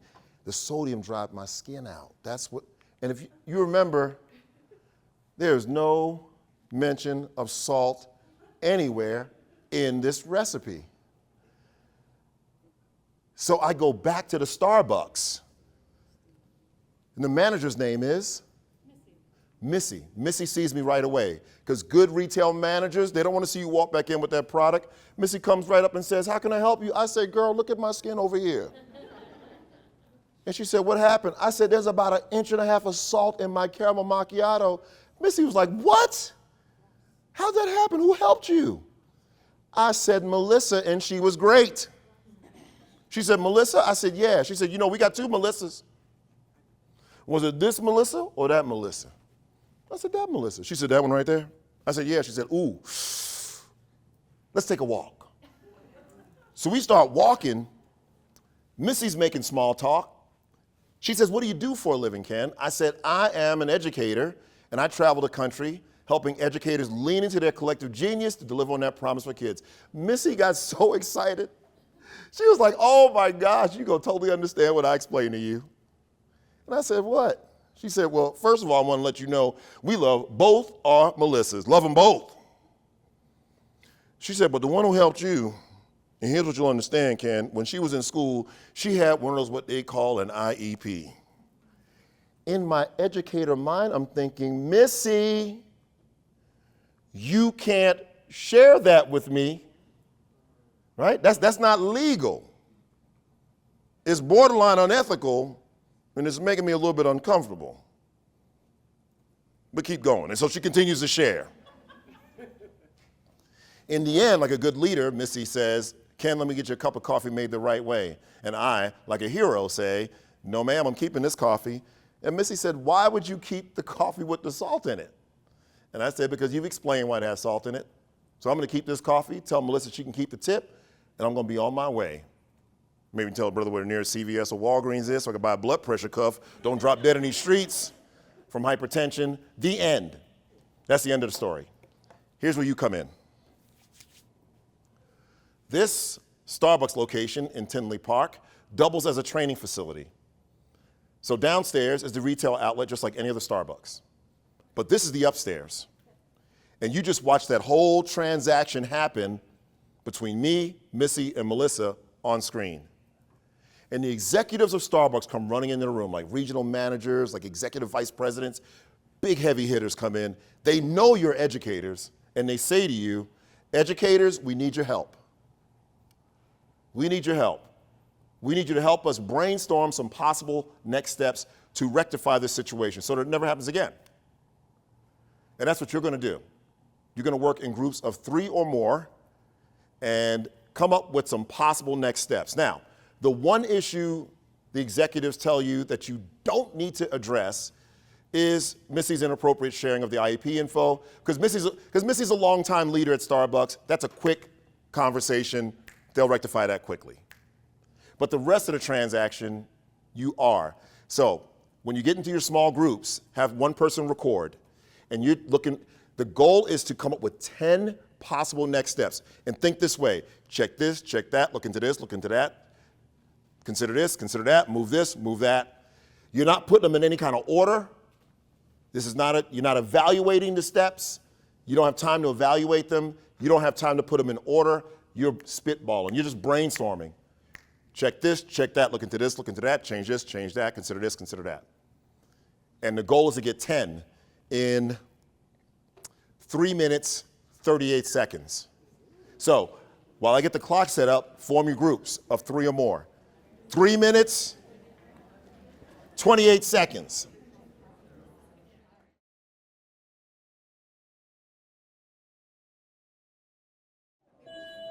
All right.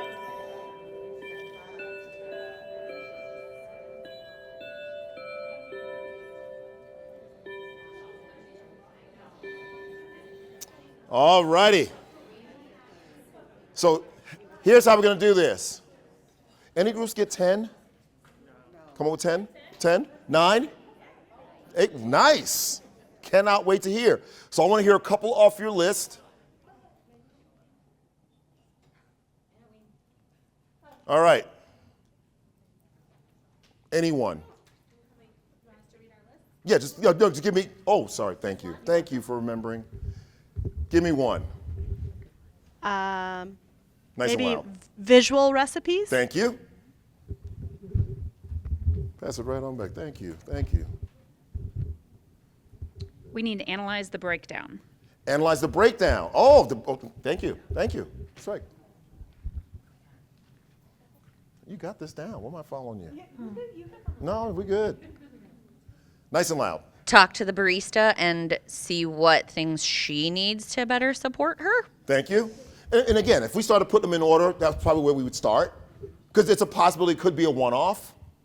But that's definitely one of them. Yeah, more. Along with that, does she have a job coach, and is it being scaled back too quickly? Does he have a job coach and? Is it being scaled back too quickly? Did she have a job coach? And let's say she did, was that being scaled back too quickly? Thank you, thank you, thank you. More. Reevaluate the procedures for supply placement. Why was the salt by the coffee stuff? My, thank you. There was one more right at the back table right there. You said making sure the product's in the right container, like maybe the salt was in the sugar. It was another error and she just didn't realize it. Wow. You know this is not personal, right? I mean, Melissa's good people. I'm saying this because I'm pleasantly surprised that so far, I would say 50% of what you've come up with are direct supports for Melissa, the barista. And the other 50%, you're questioning the system. Right? Like if the stuff's not in the right order, do we have visual recipes? Was the coaching pulled back too soon? You're going to find out in a few minutes why I find that interesting. But keep going, more.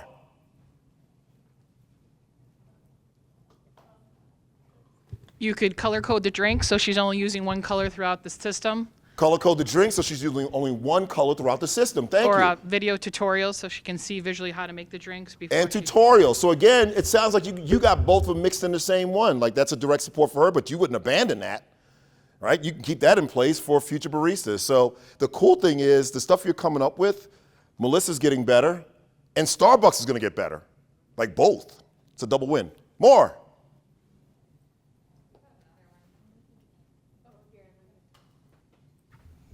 Was there accommodation that was missing? Like, could she hear you when you ordered correctly, or did she have her glasses on that day? It's good stuff. Good stuff. Thank you. Thank you. Thank you.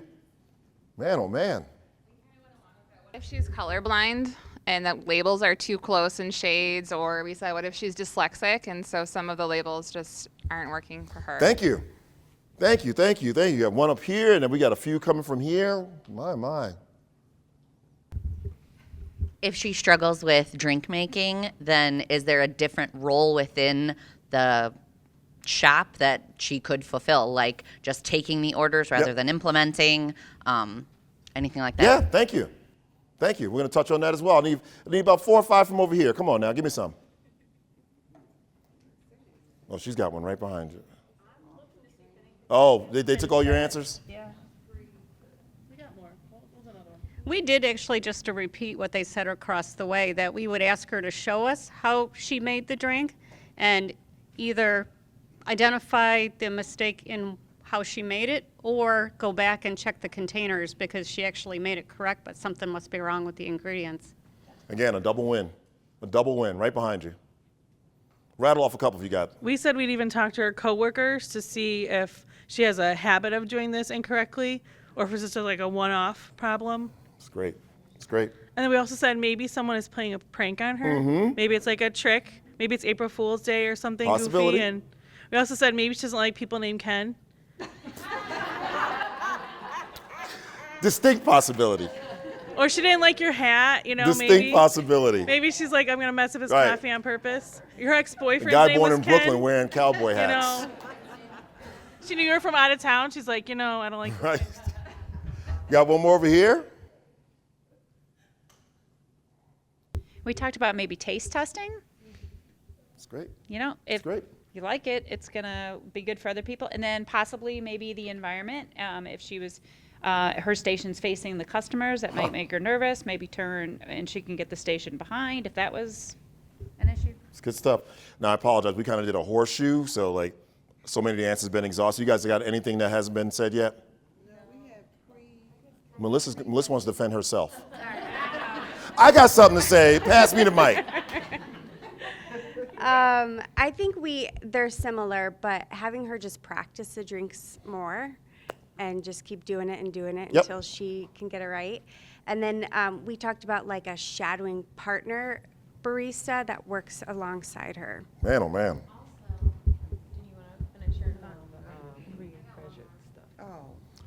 We had. Okay, so if I ran over by 5 minutes, can they would that they can still they get the.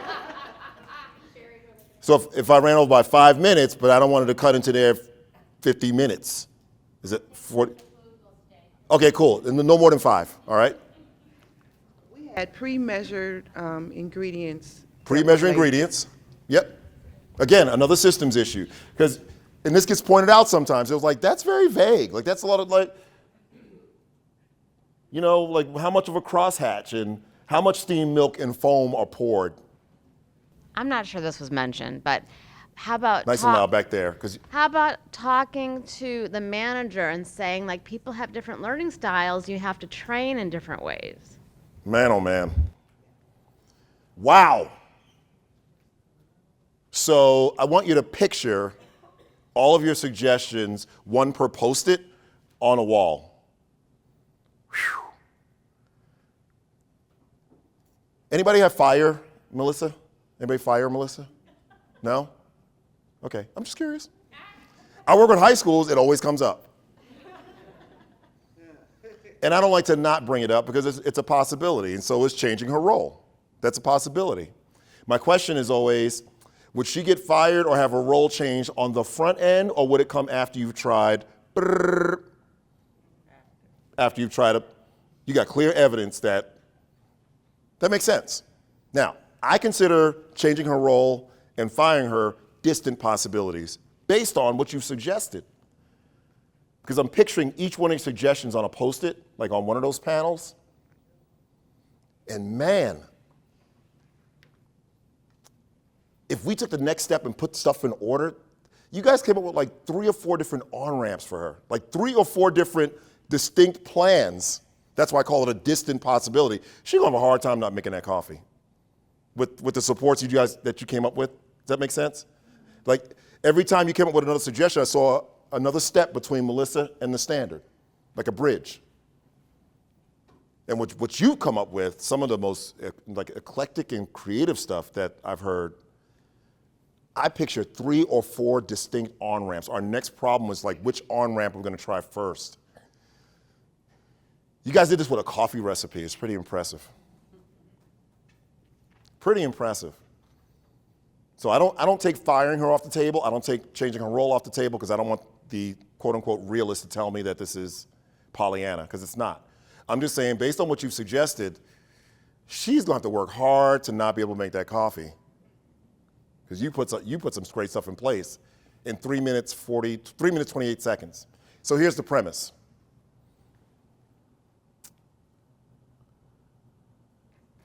you would make great consultants for Starbucks. Clearly, and you would make great consultants for Starbucks. That's what you come up with, improve Starbucks and Melissa and future baristas. My question is, if the baristas came to watch us work in our schools, would they see the same process? And that there's what you call a rhetorical question, because I already know the answer. And the answer is no, they would not see the same process. They would not see the same process. Because in schools, and I'm not talking about you individually, because there are always pockets who think differently, but by and large, in schools, as soon as we find out there's an IEP, expectations automatically go, whoa, right off the bat. Right off the bat. And by the way, I use IEP because it's the most expectation reducing label we have, but you can replace IEP with any of the other ones. Poor white kids, poor black kids, poor brown kids, kids that don't speak the King's English, kids identified with special needs, kids in poverty, kids we just considered unmotivated. Call it what you want. But we know if they come to see us work in our schools, expectations go like that. They come to see us work in our schools, and we know Melissa got an IEP. She's not making that. That's grade level. That's grade level. That's changing on the front end. Now do you see why I asked you, do you make her a greeter on the front end? Do you fire her on the front end? You were like, no. We do that after we've got clear evidence. But in schools, we do it right away. We change that right away. They're not going to see Melissa make no caramel macchiato like that. They might see her make a remedial caramel macchiato. Or a modified caramel macchiato. Or remedial pre-caramel macchiato. A third-degree double Dutch modified caramel macchiato. Or the special parallel vertical caramel macchiato. The bottom line is we level down. We level down in schools. And this is across the board. We level down in schools. And we should stop leveling down in schools. Why? My favorite part. We should stop leveling down not because of what I'm going to tell you, it's because what you just proved. And we'll pick this up again right after lunch too, but I just want to get to this part. What you proved, I told you a 4-minute story about Starbucks. I put you to work for 3 minutes, 28 seconds around a coffee recipe. We processed for 5 minutes. And in that time, you proved life doesn't level down. That's what you proved. Life doesn't level down. Unless I'm wrong. So if someone's got on their list, let Melissa make a 3-step macchiato. Let her choose her favorite 3 steps of the 5. Everybody got that one? Let her choose what she wants because she come from tough life. Everybody got that one? No? Let her do what she feels because she's been through a lot and we don't want to put too much pressure on her. Everybody got that one? No? Nobody got the 2-step macchiato? No? No. All you got are bridges and scaffolds that could apply to anyone, right? They're not IEP bridges and scaffolds. Can apply to any barista. All you built 4 different on-ramps for her to go from where she is to that standard. And nobody dumbed it down. That's why I asked you. Would you fire her on the front end? And you said no. Would you change her role on the front end? And you said no. But in schools, we changed the standard right away. We changed the expectation right away. For a number of different kids. And you know this. But you didn't.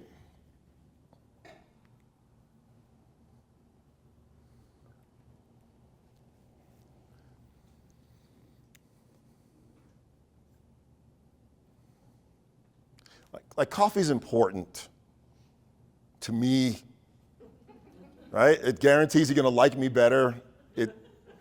But I gotta believe there are learning outcomes that are more important than a coffee recipe. Would you agree? Anybody agree with that? You got learning outcomes more important than a coffee recipe? I believe that. But again, what I see is those learning outcomes change. And I'm not talking about different paths to the same objective. I'm talking about they change. Expectations change. Like we alter the standard on the front end. But you didn't alter this standard, and I want to know why. Like you defended this recipe like your granddaddy started Starbucks. That's my grandpa recipe. But what are we doing? No one touched the recipe. I want to know why. Why was there no offer? And I not only gave you IEP, I left it wide open. So it could be anything. And none of you dumbed it down. And yet you talked about dyslexia, right? Visual issues, processing, and had fixes for all of it. So why was there no suggestion to change the standard as quickly as we change it in schools? That's not rhetorical. I want to know. Why? One thing I thought of was that given whatever circumstances on any day, any one of us could have made the same mistake. We could have accidentally grabbed the salt instead of the sugar. All day. Because the You have to customer. speak. I'm sorry. I know you're talking like you're talking into a live mic. Because the customer expects the product a certain way. Yeah. Anybody got anything to add to why the recipe didn't change? We got one in the back. Oh. I was just going to say the same thing. It's Starbucks. We don't change Starbucks. That's You don't change the Starbucks. And it's just right back. There you go. Thank you. And then we'll break and you're going to get your full lunchtime. Because we wanted to Nice and loud for me. wanted to give her the opportunity to make what is expected by the customer. Yeah. I mean, if we change it, oh no, come on up, Melissa. Right? Melissa's like, here's why. Because she can Nice and do loud. it. Because she can do it. Because she can do it. You proved that. You didn't even know her. You proved it 4 different ways. Like those are 4 legit on-ramps. And we know if we let her make a 3-step macchiato, just choose ones you like. It's no longer a macchiato, is it? So I want to make the same case for a standard. When we identify a standard that every kid has to learn to be ready for the next grade level, the next course, the high-stakes assessment where applicable, and life beyond the K-12 system, I want to make the case that when we alter it, it's no longer the standard. And yet you didn't touch this. So let me tell you what we did, and then we're going to go to lunch. Subconsciously for most of us, and maybe consciously for 1 or 2 of us, you looked at that recipe and you instantly said, we can't change that. And that was it. Almost like a steel door came down on that possibility. It took you 1/100th of an 1100th of a second of a half a second. We can't change that. Once you made that decision, all of your energy went into how to build a bridge between Melissa and the standard. It didn't erase any of her perceived issues. It didn't erase any of her perceived challenges. They just went from challenges to context. And that's what ruthless equity is. So what you did in this Starbucks activity is you executed like a high-performing collaborative team. Anybody at PLC school? Anybody work at a PLC school at all? What is that? Okay, no, I'm sorry, but I keep mentioning it. It's professional learning communities. It's a way to organize folks. It's, everywhere I go, people know about it, so I just try to mention it. The bottom line is, what you did, like that was a perfect collaborative team. Perfect. You had what's essential in the middle, that you treated the barista recipe, you treated the caramel macchiato recipe like it was essential.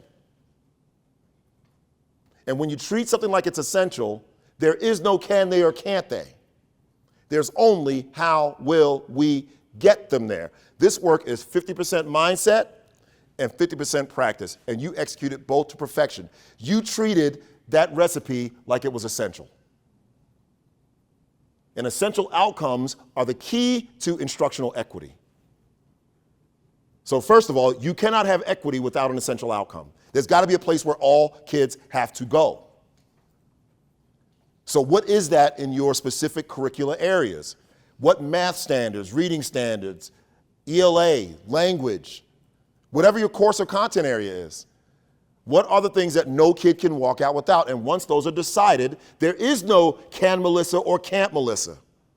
There's only how will we get them there. And that's what equity is. That's what equity is in practice. So you executed equity with perfection. You had the barista recipe. That's where every barista's got to go. She's got an IEP. We don't know what it's about. We're going to take some guesses. It's just context, not an excuse. And if you follow my work, you'll see the hashtag a lot, start with the crown. Start with the crown, not with the kid. Start with the crown, not with the kid. That's equity at work. Equity requires a crown. And this is based on the back cover of the brochure I ordered when I was 16 years old for my alma mater. And it contained a quote by past President Howard Thurman, who said, above the head of every student, Morehouse holds a crown she challenged them to grow tall enough to wear. You held that recipe above Melissa's head, and then you provided the scaffolds for her to grow tall enough to wear them. That's what equity is. And the beauty of equity is that it takes the weight of trying to figure out who can and who can't off you. I call it the backpack of boulders. I don't want that. I don't want that burden. I don't want to figure out who can and who can't. I just want to know what they have to learn. Now, there's stuff beyond the essentials. There's secret recipes at Starbucks. There's stuff that baristas can learn on their own. But that 5-step recipe right there, every barista's got to have it. Every barista's got to have it. And so again, the only question that matters is how will we get them there? And when you symbolically shut down that part of your brain that wants to invest in excuses and you turn it into context, we become unstoppable. Another way to picture it is that the human being, we put our back to the wall and decide the only way out is that way. To me, we are no better than when we're in that position. We put our backs to the wall and we decide the only way out is that way. And so here's how I define ruthless equity. We'll end here. In a culture of belonging and inclusion, organizing to provide students what they need, when they need it, with urgency to master essential learning outcomes. Essential. Those are the ones they have to have. Those are the ones they have to have.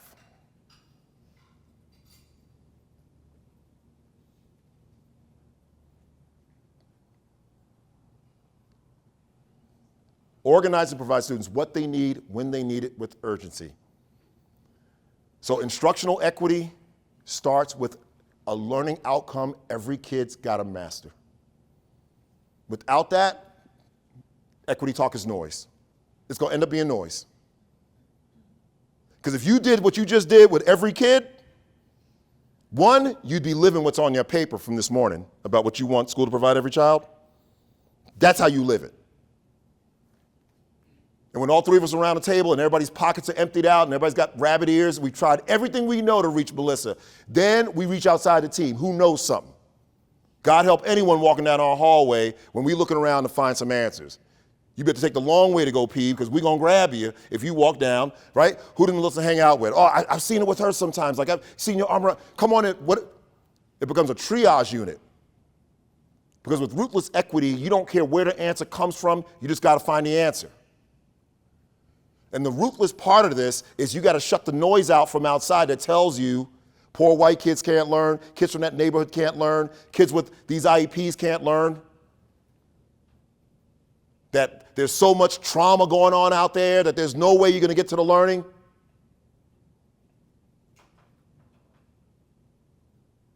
And I'm talking about both sides of that coin because I believe like the extreme woke and the extreme racist are often two sides of the same coin. Hearts in two different places. But the destination ends up being the same.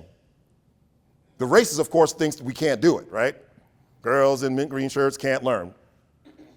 But this extreme woke stuff out here presents kids as so broken they can't learn. And that scares me more than anything.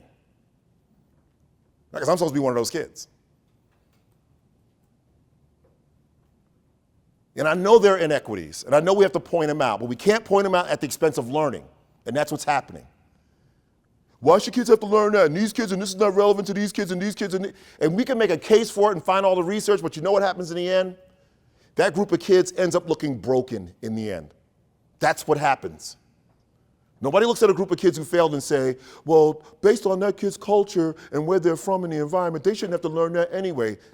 That sounds good in the moment, but when all the confetti falls, we can look at those kids and say, why can't they learn like everybody else? Why can't they learn like everybody else? And so personally, I don't subscribe to, this is how you teach this race of kids. I don't subscribe to that. That stuff scares me. And I got great friends who write them. If we go at it, I tell them, like as soon as you tell me there's a certain way to teach black boys, you've cast black boys as broken. Outside of my parents, I'm here because of two teachers.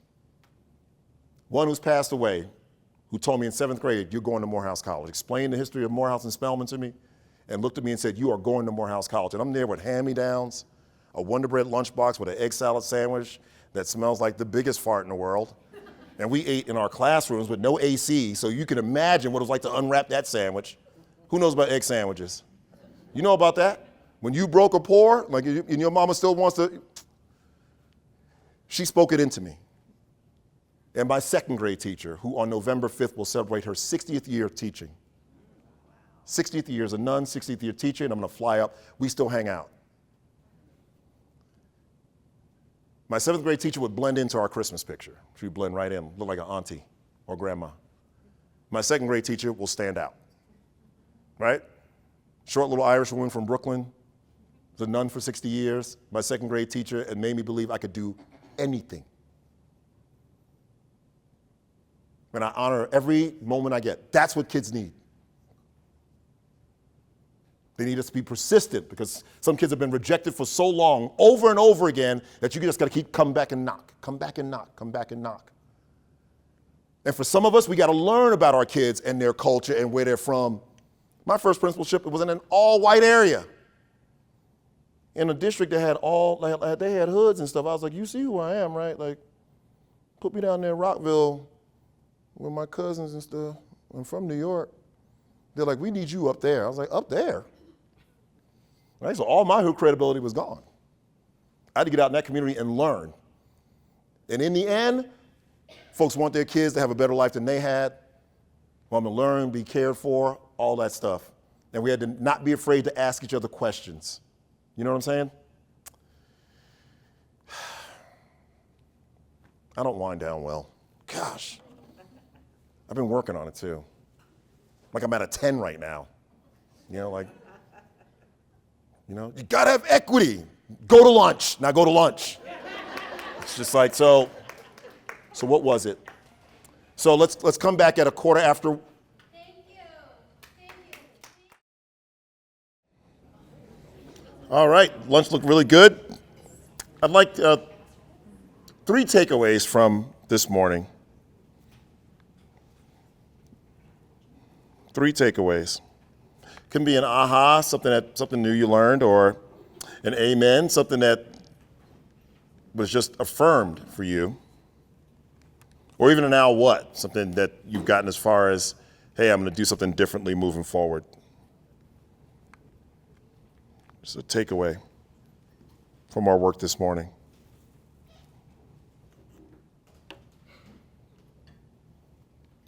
Take 30 seconds to share with a neighbor.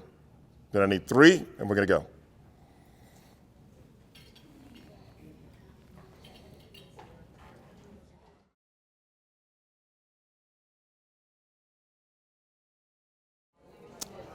All right, I'm going to invite you back.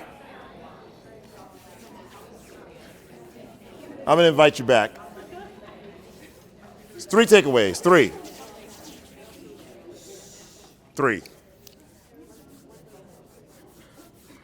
Need to hear from 3 people. Give me a takeaway from this morning.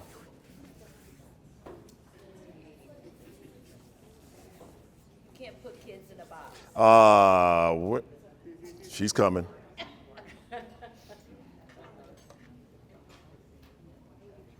Thank you so much. You can't put kids in a box and can't have preconceived notions of them. Once That's you, right. Yeah. And if you have preconceived notions, it's context, right? Because we all think, we all process. It's all context. If they got to get to that recipe, they got to get to the recipe. Yes, thank you. Keeping in mind, what do you want for your child in school, and keeping that same expectation for what other people's children. That's right. Focusing on what you can control. And that's the challenge. Focusing on what you can control. Just really focusing on that, keeping that why in mind and how it changes things. That's right. That's right. That's right. Thank you. We'll take one more. Kind of building off that last comment, we were talking back here about the what and the why, and I think another hot topic, including, along the lines of equity, is teacher burnout, and we burn out on the what. We don't burn out on the why. The why is what ignites your fire. So really making sure that as a community of teachers, we're focusing back on that why so we don't burn out so much. That's right. And I'm telling you, equity requires collaboration, right? Because instructional equity is ensuring that all kids master what's essential. And the only way to accomplish that is through our collective effort. No one teacher has all the answers. That's the only reason you collaborate, because no one teacher has all the answers. And we got a better shot at all if there are three of us versus one of us. And so in that sense, we got to be transparent and vulnerable with one another. But when mission's right in the center of things, we're good with that. It's when it gets muddy and we wonder, are we asked to share each other's data because someone's looking over our shoulder? Is it a gotcha? All those things. Yes? I was processing just everything, but what stuck in my mind was the scenario at Starbucks with Melissa. And I thought about all of the interventions that people came up with to assist her, and I know this only works with older people that can possibly communicate their needs and wants better or articulate it, but no one said, ask Melissa what help that she may need. We came up with things for her to make the process of making the coffee the right way, but did anyone stop to say, what is it that Melissa needs? And then the other part of that was, when you found out, just using, the scenario, that she had the IEP or she had a need, you were willing to give her more grace because you kept the coffee and thought, Low expectations on my part. And so being devil's advocate, my thing is, would you have given Melissa the same grace had you not known she had a need? A lot of times, I can say honestly that I went through a drive-through window, ordered articulately what I wanted, hot dog, no ketchup. And I get my hot dog and it has ketchup. How am I to know that the person that made my hot dog heard what I said articulately? Did they have a special need? You don't have time to process. I wasn't willing to give them grace because I figured the expectation was, you know how to make hot dogs. I made my order. You should have gotten it right. So I felt like, do we give people grace when they make mistakes, whether they have a special need or not? And then also, we can't, as educators, assume what kids need, especially if they're articulate enough or can communicate to some level what they need. We just want to say, okay, this didn't happen, so you need this and you need that, and we need to fix this, and we survey the child, especially when you're working with maybe high schoolers or middle schoolers that can say, hey, I need help, but what kind of help do you need?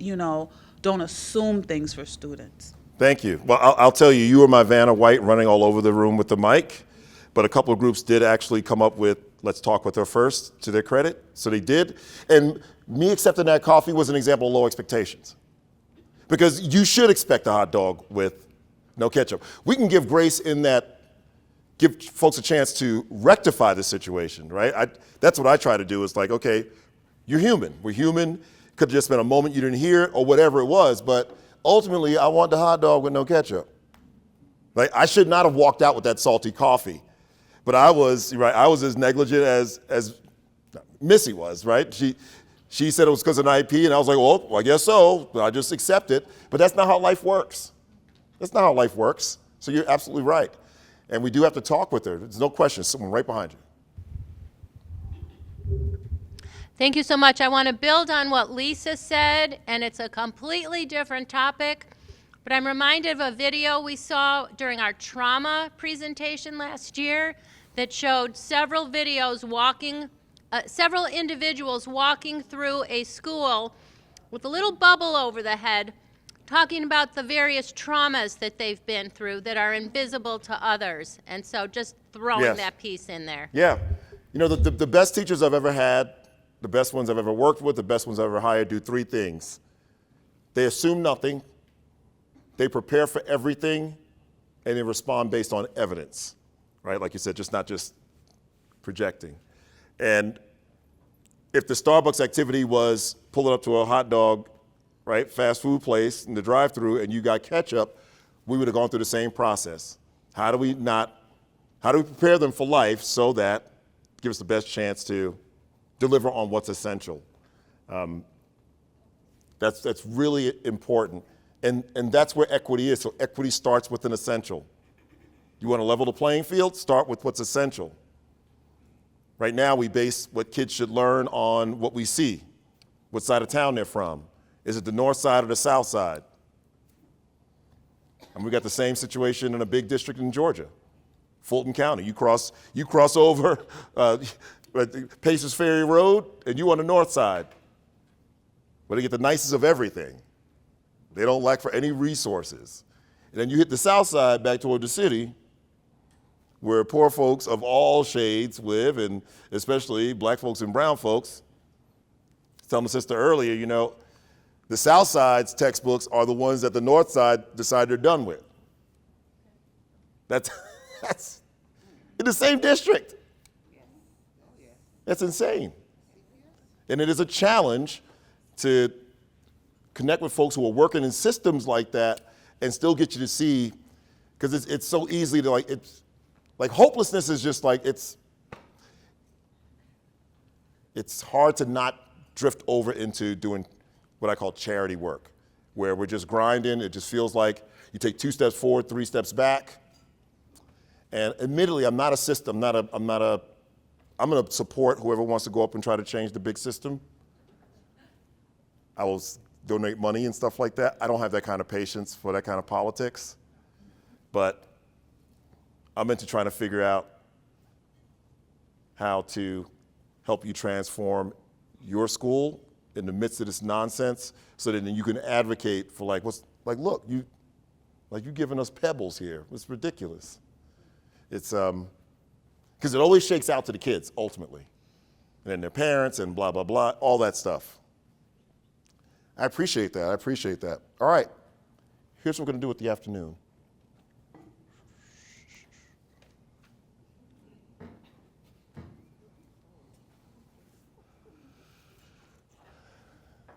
I'm gonna start with this video. And then I'm gonna engage you in an activity that's gonna take us to the end of our day.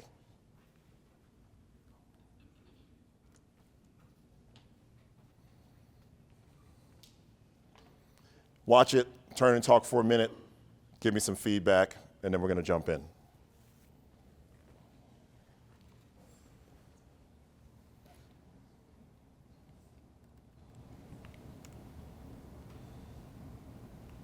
I don't want to be the principal of the first school in the history of Los Angeles. I don't want to be the principal of the first school in the history of Los Angeles to lose its accreditation. I'm the last person to say that this math department couldn't improve. But if you want higher test scores, start by changing the economic level of this community. The purpose of this meeting is to review the recommendations for accreditation. Any suggestions? Anybody? Yeah. I don't think I should be teaching math next semester. I mean, I was hired to be a phys ed instructor. As I said before, we lack the resources to implement the changes the district demands. Mr. Senzaki, you must have at least one comment. This may not be the right time to say this, but I'm sorry, but I won't be coming back after Christmas. I got a job with aerospace. How much money have you made? Look, we have the remainder of the year before we're put on probation.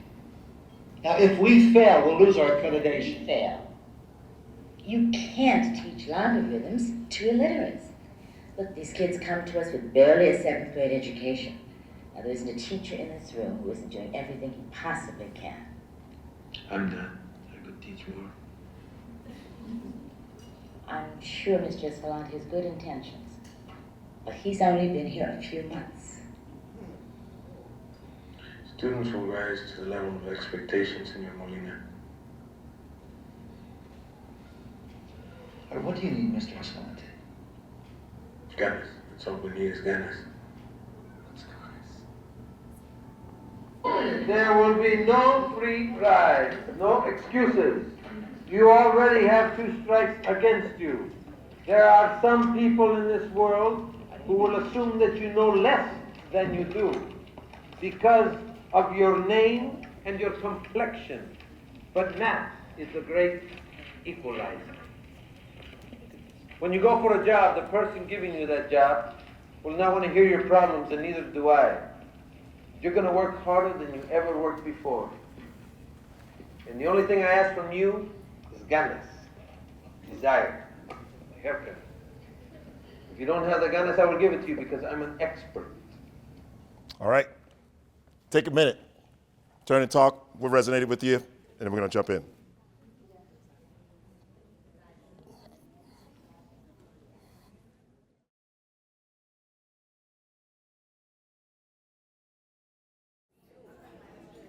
All right, I'm going to invite you back.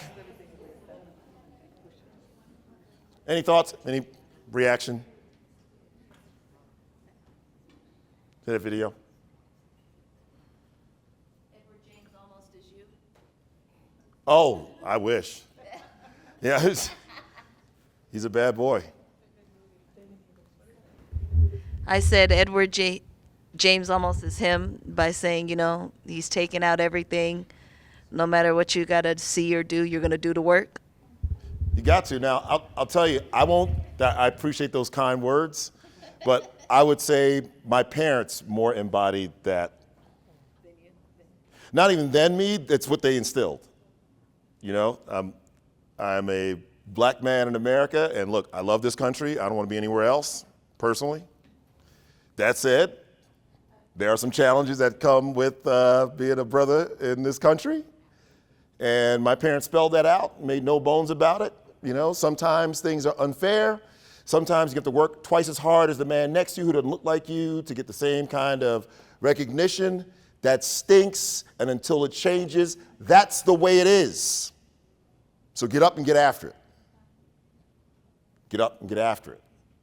Like they just wouldn't allow for any excuses. My parents would never, ever put forth the idea that I couldn't learn like other kids. They would never subscribe to that. Because they know, they just know the fallout of that. And so that is definitely a powerful message. So is the level rising to expectations. I mean, I don't know. It works both ways. That's the thing. And I think that works for those. I think they're nice and loud. And I think that works also for the kids that are put into groups. I was just telling them, I had this student with Down syndrome that I saw her when she was in grade school, and when she was in grade school, she was wearing her hearing aids, she was working hard, good language, behaving really nice. Didn't see her for a number of years, got her back in high school, and she was an entirely different girl. And I didn't understand what happened between then until I had an IEP meeting where her father attended and watched him treat this 18-year-old young lady like a 2-year-old for the entire meeting. And I'm like, this is why. Yeah. Because the expectation at home is that you're a little girl and I'm going to do everything for you. And he treats her like a little girl. And now she's probably could have been employed and, and out and about in the community, which now probably is just sitting at home. I get that. Absolutely. And it's definitely a challenge when our parents don't know any better or they think they know better. And we have to be the experts. It worries me even more when we do that. That's what worries me even more, that like we're supposed to know better and then help our parents know better, like help our parents know better. Such a great point. It's all just expectations. It's just a universal practice, universal principle. And he let no room in for anything else. So here's what I want to do with you. I want you thinking about the label at risk. And I'm going to have you work in small groups again. One person can be a recorder. And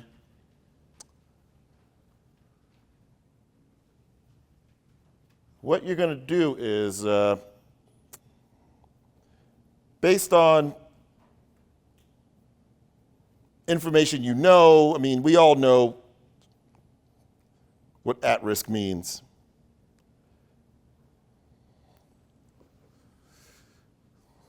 And what's your name, good sister? Oh. Nicole, thank you. I can remember that. My wife's name is Nicole. So here's what I want you to do, and there's a purpose to this. As a small group, you're going to come up with quick bullets, statements you hear, questions, and concerns typically associated with at-risk students. Statements you hear, questions, and concerns. Almost pretend like you're over here in a conversation in the community.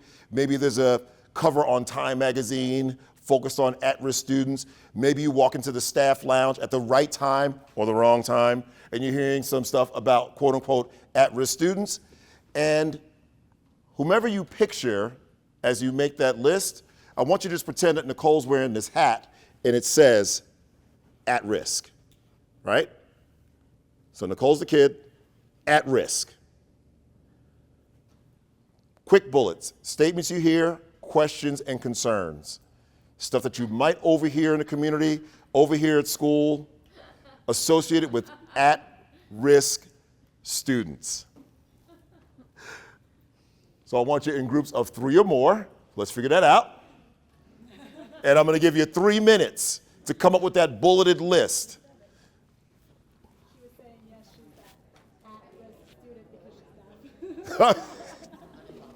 At risk.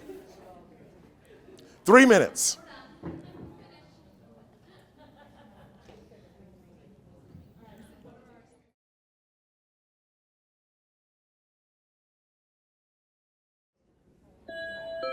All right.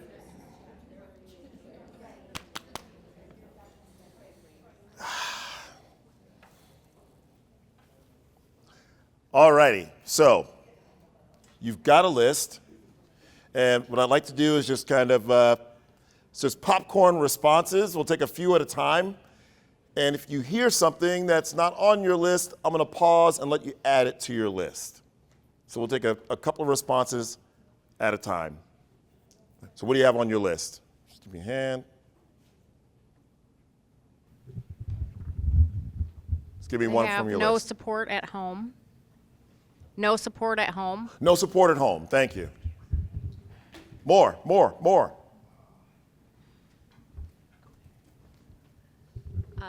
Like economic status, free reduced lunch.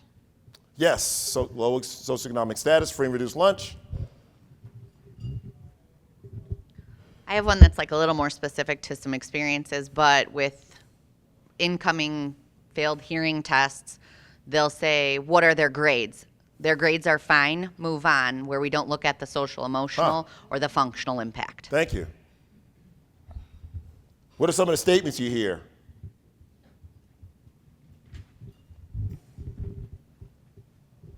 If they could get their behavior under control, they'd be just fine. Oh my gosh, if you get their behavior under control, they'll be just fine. What else? Good. There's one right behind you.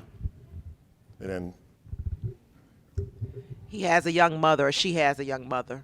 Oh my gosh, apple doesn't fall far from the tree, right? That's a young mother, she has a young mother. They don't care or try, so why should I? They don't care or try, so why should I? They're just going to drop out or they're about to graduate, so why bother? Gonna drop out before graduation, so why bother? This is so accurate. There just aren't enough resources in the community. Mm-hmm. Is one. Where? Let's just do an evaluation right now. Oh We know that my. There's a problem. Let's just do an evaluation right now. Man, you just gave me that was a little PTSD, I'm sorry. I'm going back to those meetings, those meetings where we just gathering information. I look over, my teachers got pads out like that. Like, if you take a half a piece of Ritalin and a little bit of Adderall and mix it, I said, what are you doing? You can't be writing prescriptions in this meeting. They're writing down like formulas and stuff.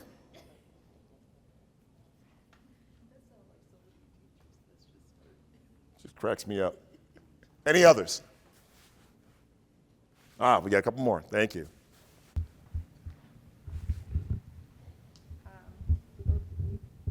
His parents are divorced and he lives with a single mom. His parents are divorced and Lives with a single mom. lives with a single mom. Yep. Yep. And she's gonna come right back there to you. I guess I'm going to probably go off on a slight tangent, but saying the word at risk, I do early intervention. And in the state of Illinois, if you are already saying some of these things that we have shared, then you're auto eligible for services. Auto. I mean, like she said, let's just start donating it now. Thank you. I mean, but is that wrong though? You're gonna find out. I like it. And on that same note, it's the old, they don't belong in this class. They don't. They don't belong in this Right, class. they don't belong in this classes. Oh my gosh. Oh. Ugh. But like playing off what she said, but you have to look more at other things besides the academics. My son went through the screening when he was 3. They told me he was too smart to be at risk, but he was ADHD and he needed the social, emotional, and the pragmatic, and they said no. Wow.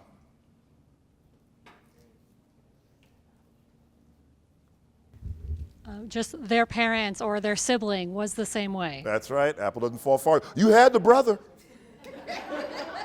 Right? They got another child coming? Oh my God. There's a kindergartner. Kindergartner's like, yeah, I'm coming.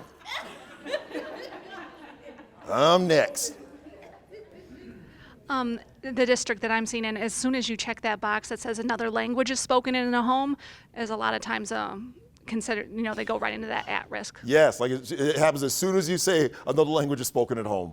Like, we're the only people left on earth to think American's the only language to speak. Yes. Oh my goodness. So accurate. Well done. Well done. All of the things, you hit on all of them. All the stuff I always hear. And so now, I'm going to give you another 2 minutes, 30 seconds. And what we're going to pretend now is that Nicole, who's kind of the kid you thought of, is now wearing a hat that says underserved. Underserved. And the reason I use Nicole is I don't want you to think of a new group of students for this next list, because I want you to come up with a list of statements you hear, questions and concerns regarding underserved students. But I want you to be thinking of the same students. What are some questions, statements, and concerns? Questions and statements regarding underserved students. But it's the same Nicole, different hat, different label. 2 minutes, 30 seconds. Underserved, same list. Generate a list of questions regarding underserved students and go.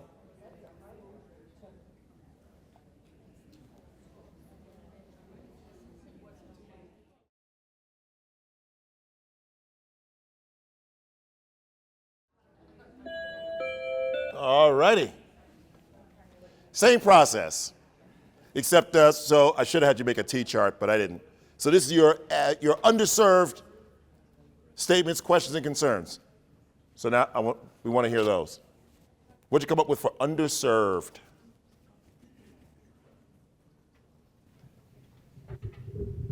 It's not her fault. And what can we do to serve her? Thank you. It's not her fault. What can we do to serve her? What else? Thank you. More.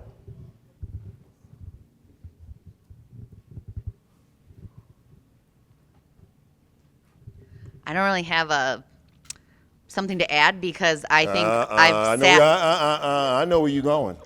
You're going right where she's trying to go. And no, No, I'm saying I've sat in conversations where I've never had somebody sit in a conversation and refer to a kid as underserved. What comes to mind when you hear it, though? That it's our fault. Something needs to be provided to them. At risk is. Yeah, stop right there. So I know what I'm talking about. I've been doing this too long. Folks is one step ahead of me, but I'm coming back to you. So I don't know if you want me to say it, but the first thing I said was at risk.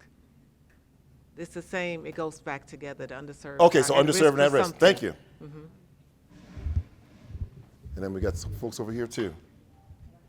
It's a lack of resources and a lack of exposure for that So what can we student do or to give that them? Resources, family. exposure, thank you. Right. Yeah. Background knowledge. Background knowledge, thank you. What does the family need from us to implement things at home? What does the family need from us to implement at home? Got one in the back, thank you. This is great. Got somebody running around, this is awesome. I also don't really hear that term often, Yeah. but I did have a total shift in how I would address it, and it was immediately like, what can we do? Yes, what can we do? Take the mic from her. Take the mic from her. Goodness, man, you guys are killing me today. That's 3 slides from now. Good stuff. Anyone else?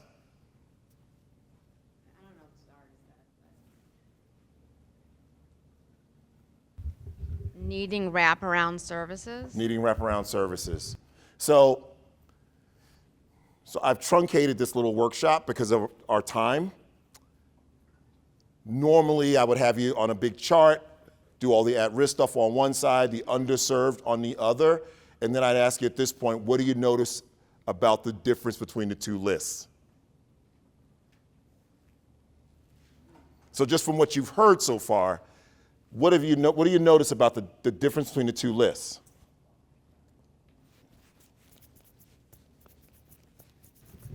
The underserved, they want to help. They want to do something to make it better. Where at risk, they just throw them out the window. Yes. Never heard it put that way, but you're absolutely right. For the underserved, we want to help. We want to help. It's all about helping. With the at-risk, kind of throw them out the window. Symbolically.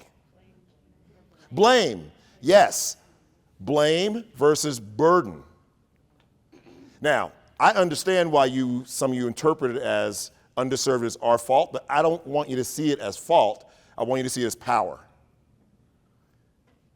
Because 95% of what you came up with for the at-risk side, while true, are things that are outside our control. And that's why it feels like it's them.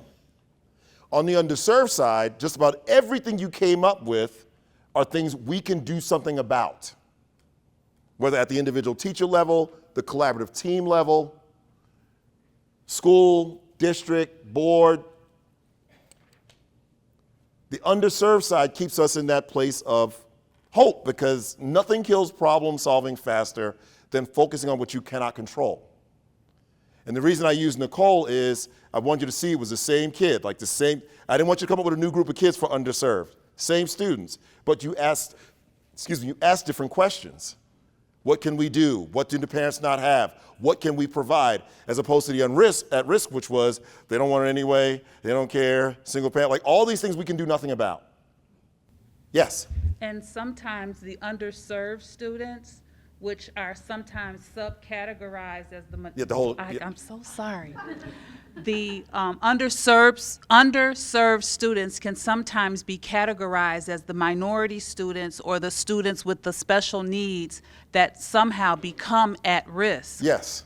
When we don't treat them like underserved, they absolutely become that. Yes, absolutely. But again, if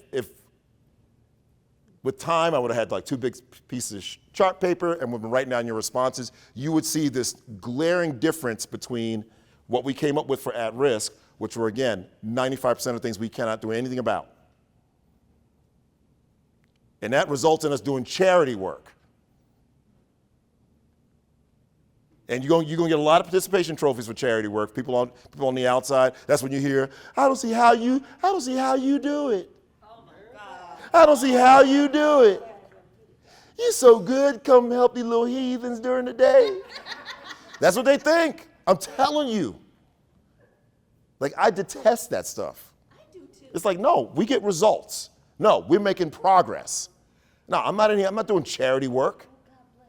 And in terms of equity, what you learned this morning, here's what charity work looks like. So now I'm going to pick on you, sister. What's your name? Angela.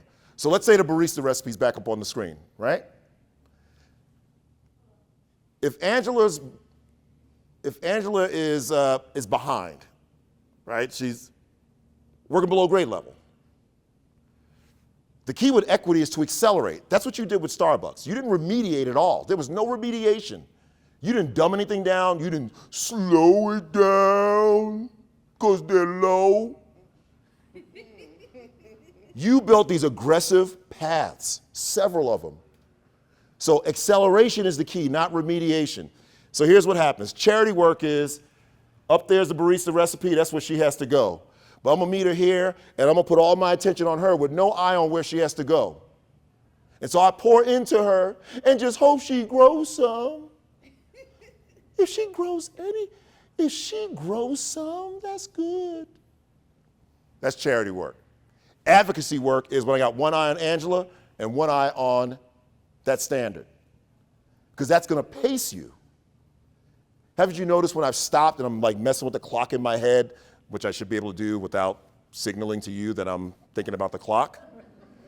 But what I'm doing is thinking about the essentials. I have enough to talk at you for 10 days straight. But there are things I must get to before 2:30. And so that's 2:45? 2:25.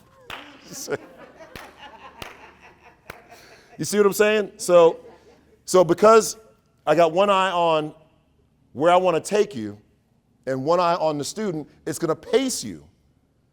If you're always thinking grade level or better, I don't care how far behind the kid is. Got to be thinking grade level or better. That's the difference between advocacy work and charity work.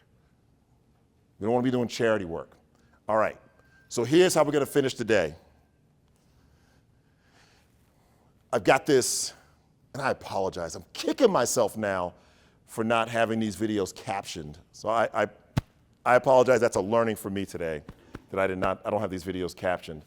And the sound is we're trying to figure that out. But I got a 60 Minutes report. Carry to 1,955. It's like almost 30 years old. And it profiles a school in central Harlem, New York City. Socioeconomically depressed, tons of history, blah, blah, blah.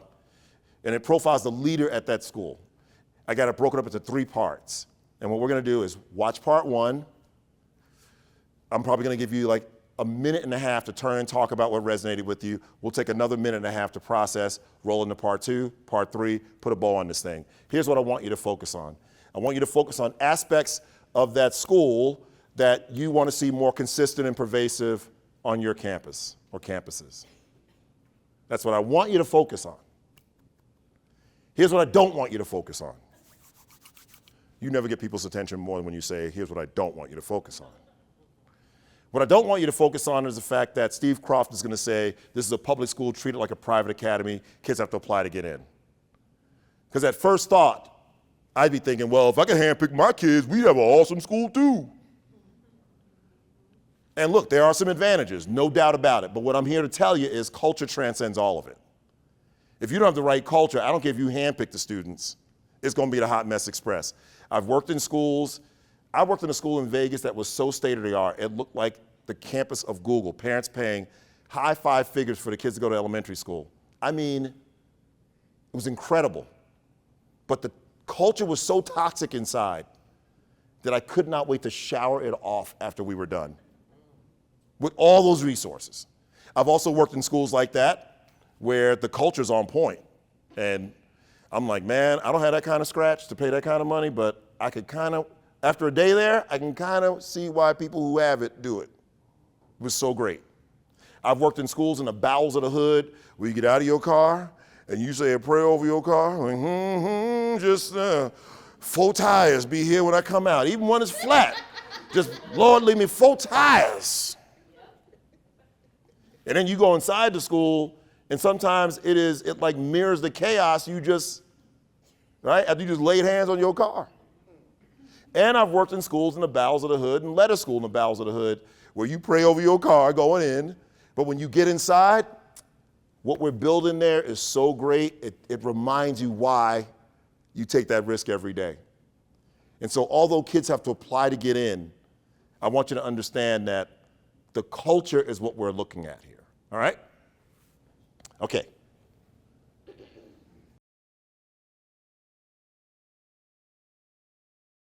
At the Frederick Douglass Academy in Harlem, there are 2 Monroe Doctrines. One was authored by President James Monroe and is taught in American history class. The other one is laid down by Dr. Lorraine Monroe, the school's principal. That Monroe Doctrine is a set of strict rules and a philosophy intended to prove that a cross-section of disadvantaged kids from New York's inner city can compete in a public school with some of the best students in America. You have a class, Mr. Nixon? What, are you on vacation? You can find her most mornings patrolling the hallway. Dr. Lorraine Monroe delivering what she calls her death stare that can prod the most sluggish students along. Why are you so late? Come on, come on, come on, come on. Come on, come on, come on, come on. It's called the Frederick Douglass Academy, but you won't find any ivy growing here. It's located in central Harlem in a large, bleak public school building surrounded by wire fencing. 80% of the students are African American, 20% Latino, and 75% of them are living below the poverty level. But when they walk through the doors every morning and file past Dr. Monroe, they're no longer poor kids from disadvantaged neighborhoods. They're Frederick Douglass scholars. Things are expected of them, and anything is possible. The kind of education that we're giving kids doesn't depend on who their folks are or where they live. So every student here is expected to go to college, Absolutely every single one. There are no exceptions. and not just any college. Not just any college, but really prestigious ones.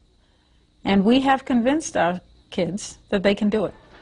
It is a public school run like a private academy, aspiring to offer an education that rivals what some wealthy families in New York pay $15,000 a year for at the finest private schools.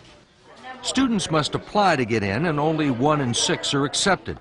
But grades are not the most important criteria. Some test above grade level, some below, but everyone has to show potential. And 75% of the students must come from Central Harlem. When the first class graduates next spring, Dr. Monroe wants to see 1/4 of the students land coveted slots at Ivy League colleges, a figure some consider optimistic. How can you realistically compete, taking kids from very poor neighborhood? You can realistically compete because, well, part of it is my personal background. I was raised in this community, so I know what sterling education is in New York City. I know that in Central Harlem, you can learn. I left the 9th grade knowing how to read, write, think, compute, speak Spanish, and lead. I know what can happen when the teacher is sterling. I know what happens when there are standards and children are held to them. She began her career as an English teacher, then rose through the ranks, guidance counselor, dean, principal, and finally in the late 1980s, vice chancellor of New York City schools, where she was in charge of instruction for the nation's largest school system. But in 1991, when the opportunity presented itself to start a public prep school in Harlem, she decided to return to school administration and put her theories into practice where the rubber meets the road. Kids learn a lot of stuff that you didn't ask them to learn. In her spare time, she teaches education to graduate students at Bank Street College in New York City and consults with school districts in more than 30 states. She is frequently called on to spread the Monroe Doctrine at teachers' conferences like this one in Orlando. I come from teenage parents. I come from violence in the home. I come from a home split up. I come from living in a slum. I come from people who work dead-end jobs. but I went to school. I went to school. And I had people such as yourselves who said, I see something in you and will not let you go. And whenever people say, well, you know, Dr. Monroe, their mother's on crack and their father has disappeared and there's 6 children, I say, you ain't teaching them. Like,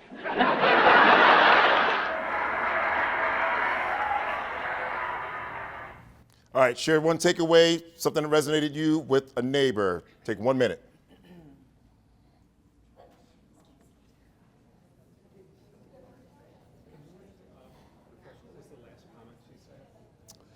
She said, you know, where a student is going doesn't depend on where their parents come from. And he said sometimes the teachers come to her and say, well, Dr. Monroe, you know, the mother's on crack and the father's disappeared and there's 6 children.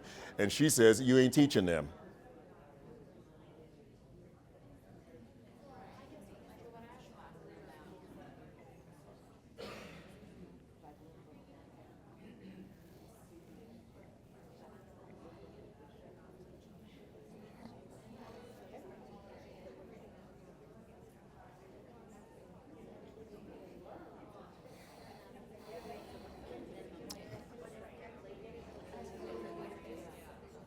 "30 seconds.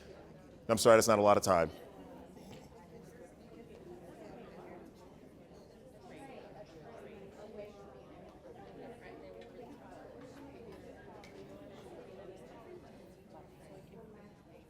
All right.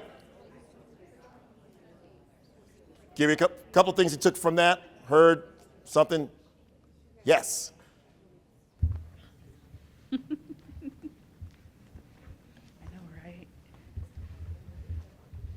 The very first thing that I noticed that I liked was the respect that she showed to every kid that came in the school. It was, good morning, Mr. Nixon. Yes. It wasn't, you know, she knew every kid, A, but then she also showed them, Yes. Mr., you know. So in my book, we won't have time to go over this today, I cite research around belonging and an activity that research shows results in a 20% increase in academic engagement, a 9% decrease in disruptive behaviors, and a potential additional hour of academic engagement per day. It's in the book. I think it's page 16. You want to know what it is? And the short and sweet of it, because you're not going to have time to look into it right now. The short and sweet of it, hang on. Positive greetings at the door every day. Saying hello to a student, and if you know the name, call the kid by name. Positive greetings at the door. That's it. That's it. One more comment. Yes? The expectation level was high. Expectation was high. Like, high expectation is the biggest cliche in education, but kind of when she says it, I kind of believe she sounds serious. She's accountable and present. She's building those relationships with students, and she's showing that she's going to show up every day, so they should too. Absolutely. She's there. Absolutely. Absolutely. Well said. All three. Fantastic. All right. Same process. Part 2.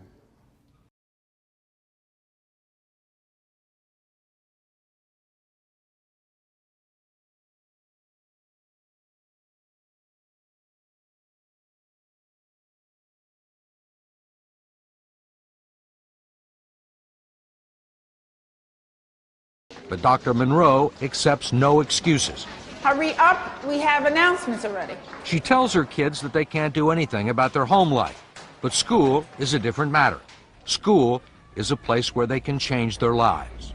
And it's amazing when I talk to kids one-on-one and tell them, you are not responsible for your home life. You are not responsible because your parents don't love you. You're not responsible because your father disappeared. You're not responsible because your mother's on the street. You're not responsible for that. And it's almost as if they say, phew, I'm not, but you are responsible for getting here every day on time in your uniform and giving us those things that will allow us to work you into your bright future. You are responsible for that. You really believe it doesn't make any difference who their parents are? I don't think it makes the difference that people want it to make. I have done this work long enough to see children who come from backgrounds that are so shattered that I can't believe why the kid is still sane, who cross the threshold every morning and ace anything we put in front of them. I'm really tired of people using those descriptives as excuses as to why they don't challenge the children, why they don't ask for better behavior, why they're not more demanding. Yo no sé. Por favor. Please. Gracias. Thank you. Mucho gusto. Discipline the most important thing? No. It's parallel to academic rigor. But you cannot teach in chaos. You cannot. You could be Moses, Buddha, Christ. You cannot teach if when you say I'd like your attention and you don't get it.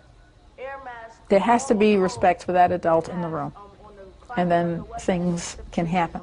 I would say the answer is number 2. The water causes cooler summers and warmer winters. Answer is number 2. Why? School, she says, is the only predictable element in most children's lives, and that they need to know that there are places and times when they have to be quiet and not fool around, and that there are lines over which they cannot step without facing consequences.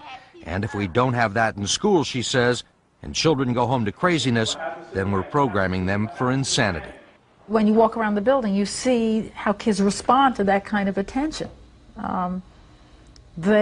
They hunger for this kind of atmosphere. They want structure.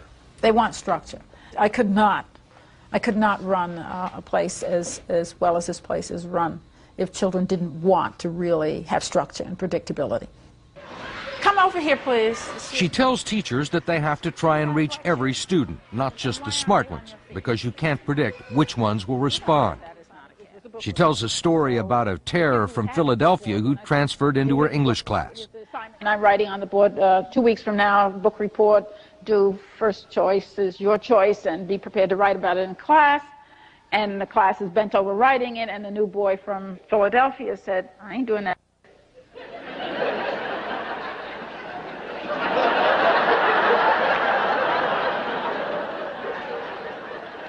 Well, the rest of the class went like,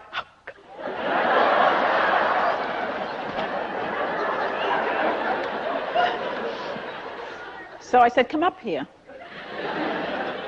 So he came up because he thought this was going to be the big moment, his big moment, like he was going to show the kids from New York how bad out of Philly he was. So I said, I want you to take this note to your counselor. Dear counselor, this is to introduce so-and-so. He doesn't want to do my... And I said it out loud. Put him in a class to do somebody else's...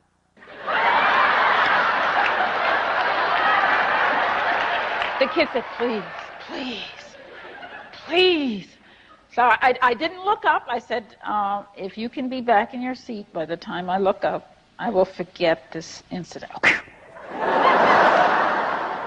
A few years ago, she ran into that student on the streets of New York. I said, what are you doing now? He said, I've got my master's in social work, and I'm working with at-risk children now, trying to...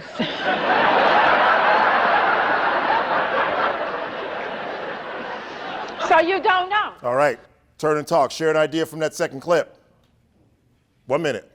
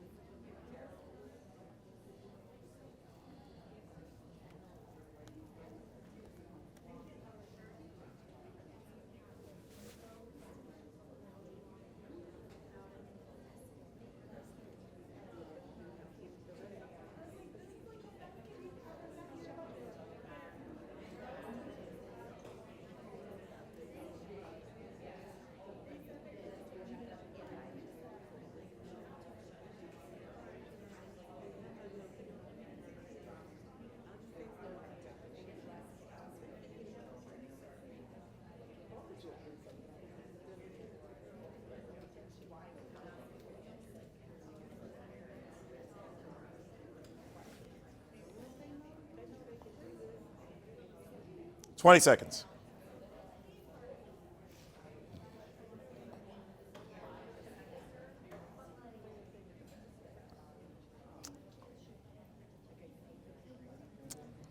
All right, I'm going to invite you back. Take three responses.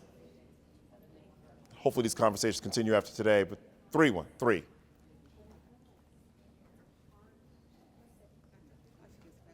Let it rip. Okay, I like the fact that she Maybe have to be a realized. little louder I'm though. sorry. I like the fact that she realized that it takes respect. If the student does not respect you, they're not really going to learn from you. And I think that this should be implemented in CPS. It's like the kids don't respect the teachers, and they are held accountable for their behavior in CPS. And I'm saying this, and that's what I mean, and I said it. Yeah. Yeah. But you notice kind of classroom culture she had, right?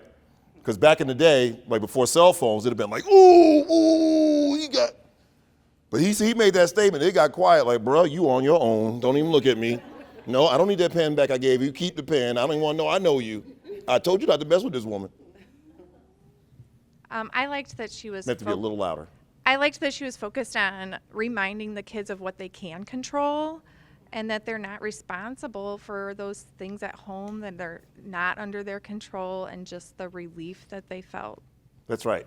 And on the flip side, here's what you are responsible for, right? Because sometimes we do too much of the first part and we don't get to the second part.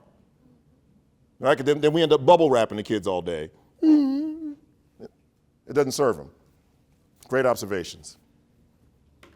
Like a current concern that I have right now that kind of goes back to something you said earlier is that whole homework issue, and that if you're greeting every kid in the morning with, oh, you didn't do your homework today, you've now lost that opportunity for the positive greeting. You're engaging in a power struggle, and you're blaming them for things that are going on at home that are out of their control. Absolutely. So I would like a short little snippet video of your philosophy about homework, because I need to advertise. You know, I'm going to give you my email address. That'll push me to make a little video of it. But yeah. Yes. Thank you. All right. Part 3. What's wrong with American education? What's going wrong with education in America? I think that in part we've moved away from lots of things that work. What do you mean what worked? Standards, sticking close to the knitting, and what one superintendent said, oh, I get it. You stick to the core and then frill around that core. That people keep trying to invent new ways to do what we know how to do. Take a look at x minus 5 and 5 minus x. If only we could switch this to make it look like this, the ball game is over. Watch. There are also some practical innovations. Every academy student must take a course in the fundamentals of business, and Japanese is offered as a foreign language beginning in the 7th grade. How do you say telephone? Nikki answer. Japanese is really a difficult language, isn't it? Absolutely. It's very hard. It's got 2 alphabets. But they don't know it's hard. They think it's fun.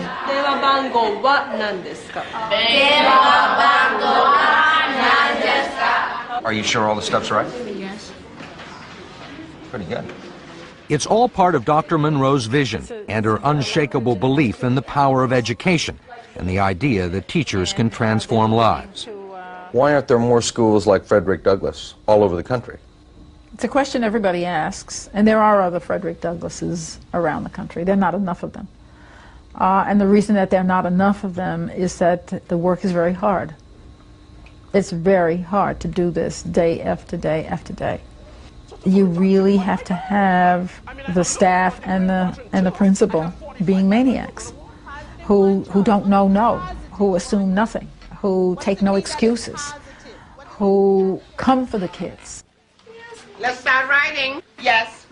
I used a quote from the story saying... That's good. A quote from the story, yes. Dr. Monroe says there is no way to pay good teachers enough money. It's a calling, not a profession. 14, 16 hours a day if you do the job right. She supplements her school budget by raising money from corporate sponsors to send her kids to the theater and the ballet, and on trips abroad to places like South Africa, Israel, and Paris. She doesn't want them to feel disadvantaged when they finally get to college. See, that's the added competitive edge. You got the academics going for you. But then when you go off and somebody says, well, you know, when I saw the Eiffel Tower, I said, it's funny, the day we were there, it was raining. Was it raining when you went? You've got to give kids that kind of sense that the world is theirs. They have to just be prepared to be smoothly in it. You think that's important? Very. Why? Tell me what the alternative is. What's the alternative? To read Mickey Mouse literature, to think that the boundaries of your community are the boundaries of the world, that the museums in the city don't belong to you, that that's only for other people.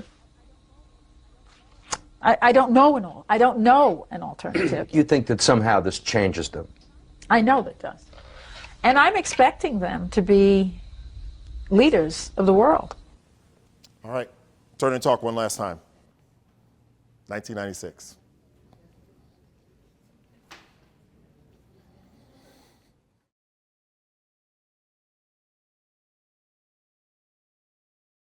All righty. We have final three responses, reactions.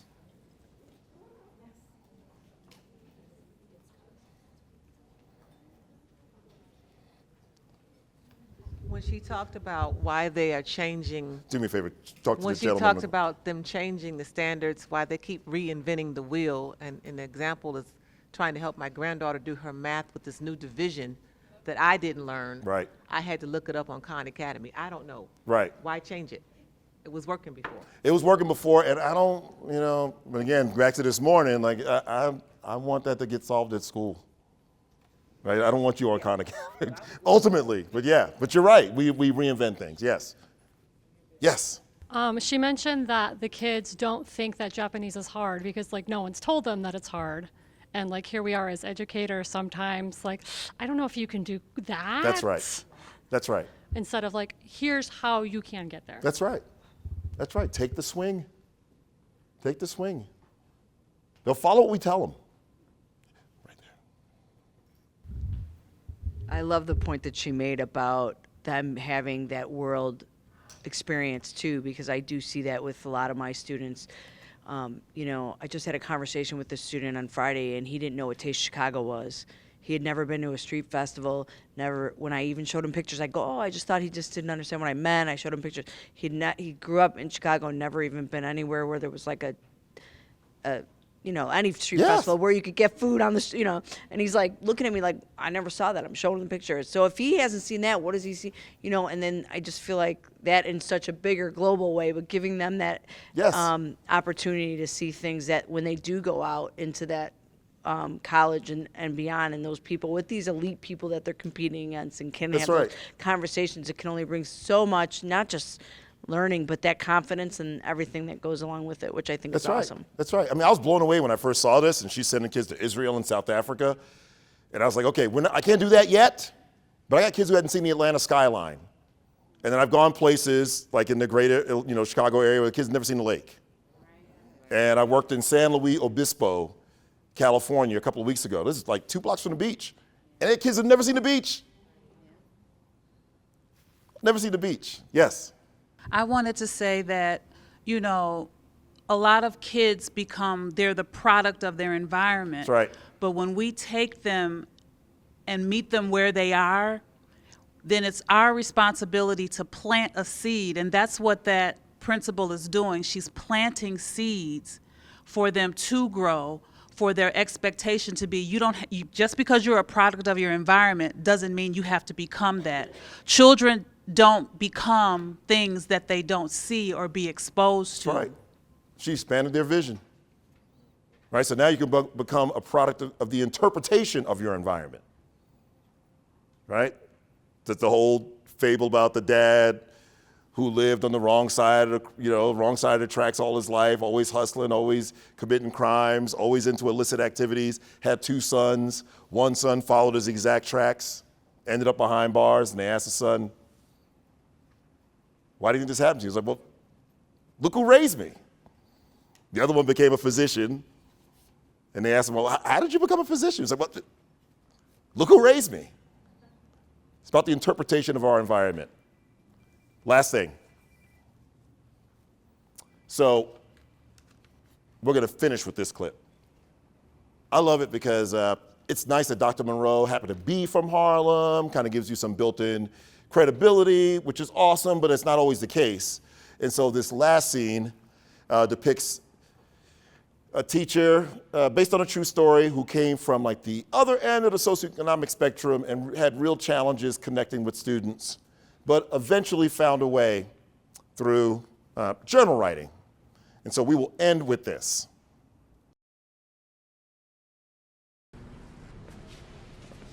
Miss G, can I read something from my diary? That'd be great. Who's he? Man, he's been with us since freshman year, fool. What's his name? The summer was the worst summer in my short 14 years of life. It all started with a phone call. My mother was crying and begging, asking for more time, as if she were gasping for her last breath of air. She held me as tight as she could and cried. Her tears hit my shirt like bullets and told me we were being evicted. She kept apologizing to me. I thought I have no home. I should have asked for something less expensive at Christmas. On the morning of the eviction, a hard knock on the door woke me up. The sheriff was there to do his job.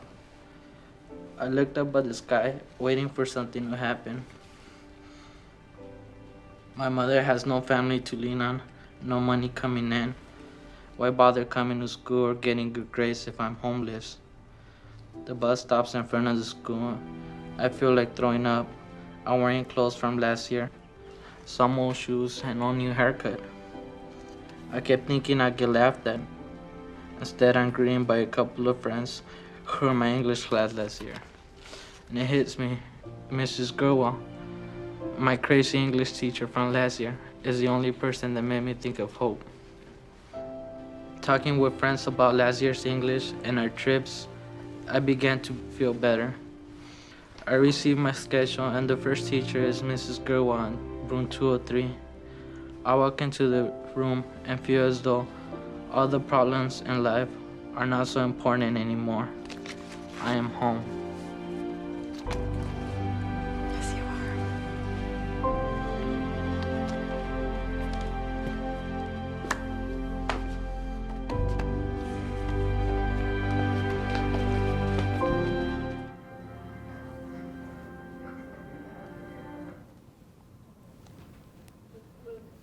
Hey, oh wow. That hit you where you live? Good. I want to honor time, and I really appreciate your time, attention, your level of engagement, your sacrifice in attending this workshop today. I appreciate the opportunity to serve. That's my contact information.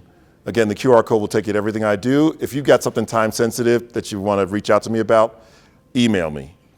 I'm old school like that. I got all the TMs and BMs and tick locks and stuff like that, but I don't see those messages quickly. I don't. But I got a great assistant, and email me. And if I can help you, if I got an answer, I'll give it to you. And if I don't, I can probably find it because I know a lot of people. I'm connected. At 30 years, I'm connected, man. So go back, make magic, focus on what you control, especially in the midst of the chaos. Teach Timmy, don't teach subgroups, right? And make equity actionable. Find something that every kid has to do, and then get with a couple of colleagues and just play this game. Like, we're not gonna stop till every kid has it. And if we don't have the answers, we'll find it. And I thank you again.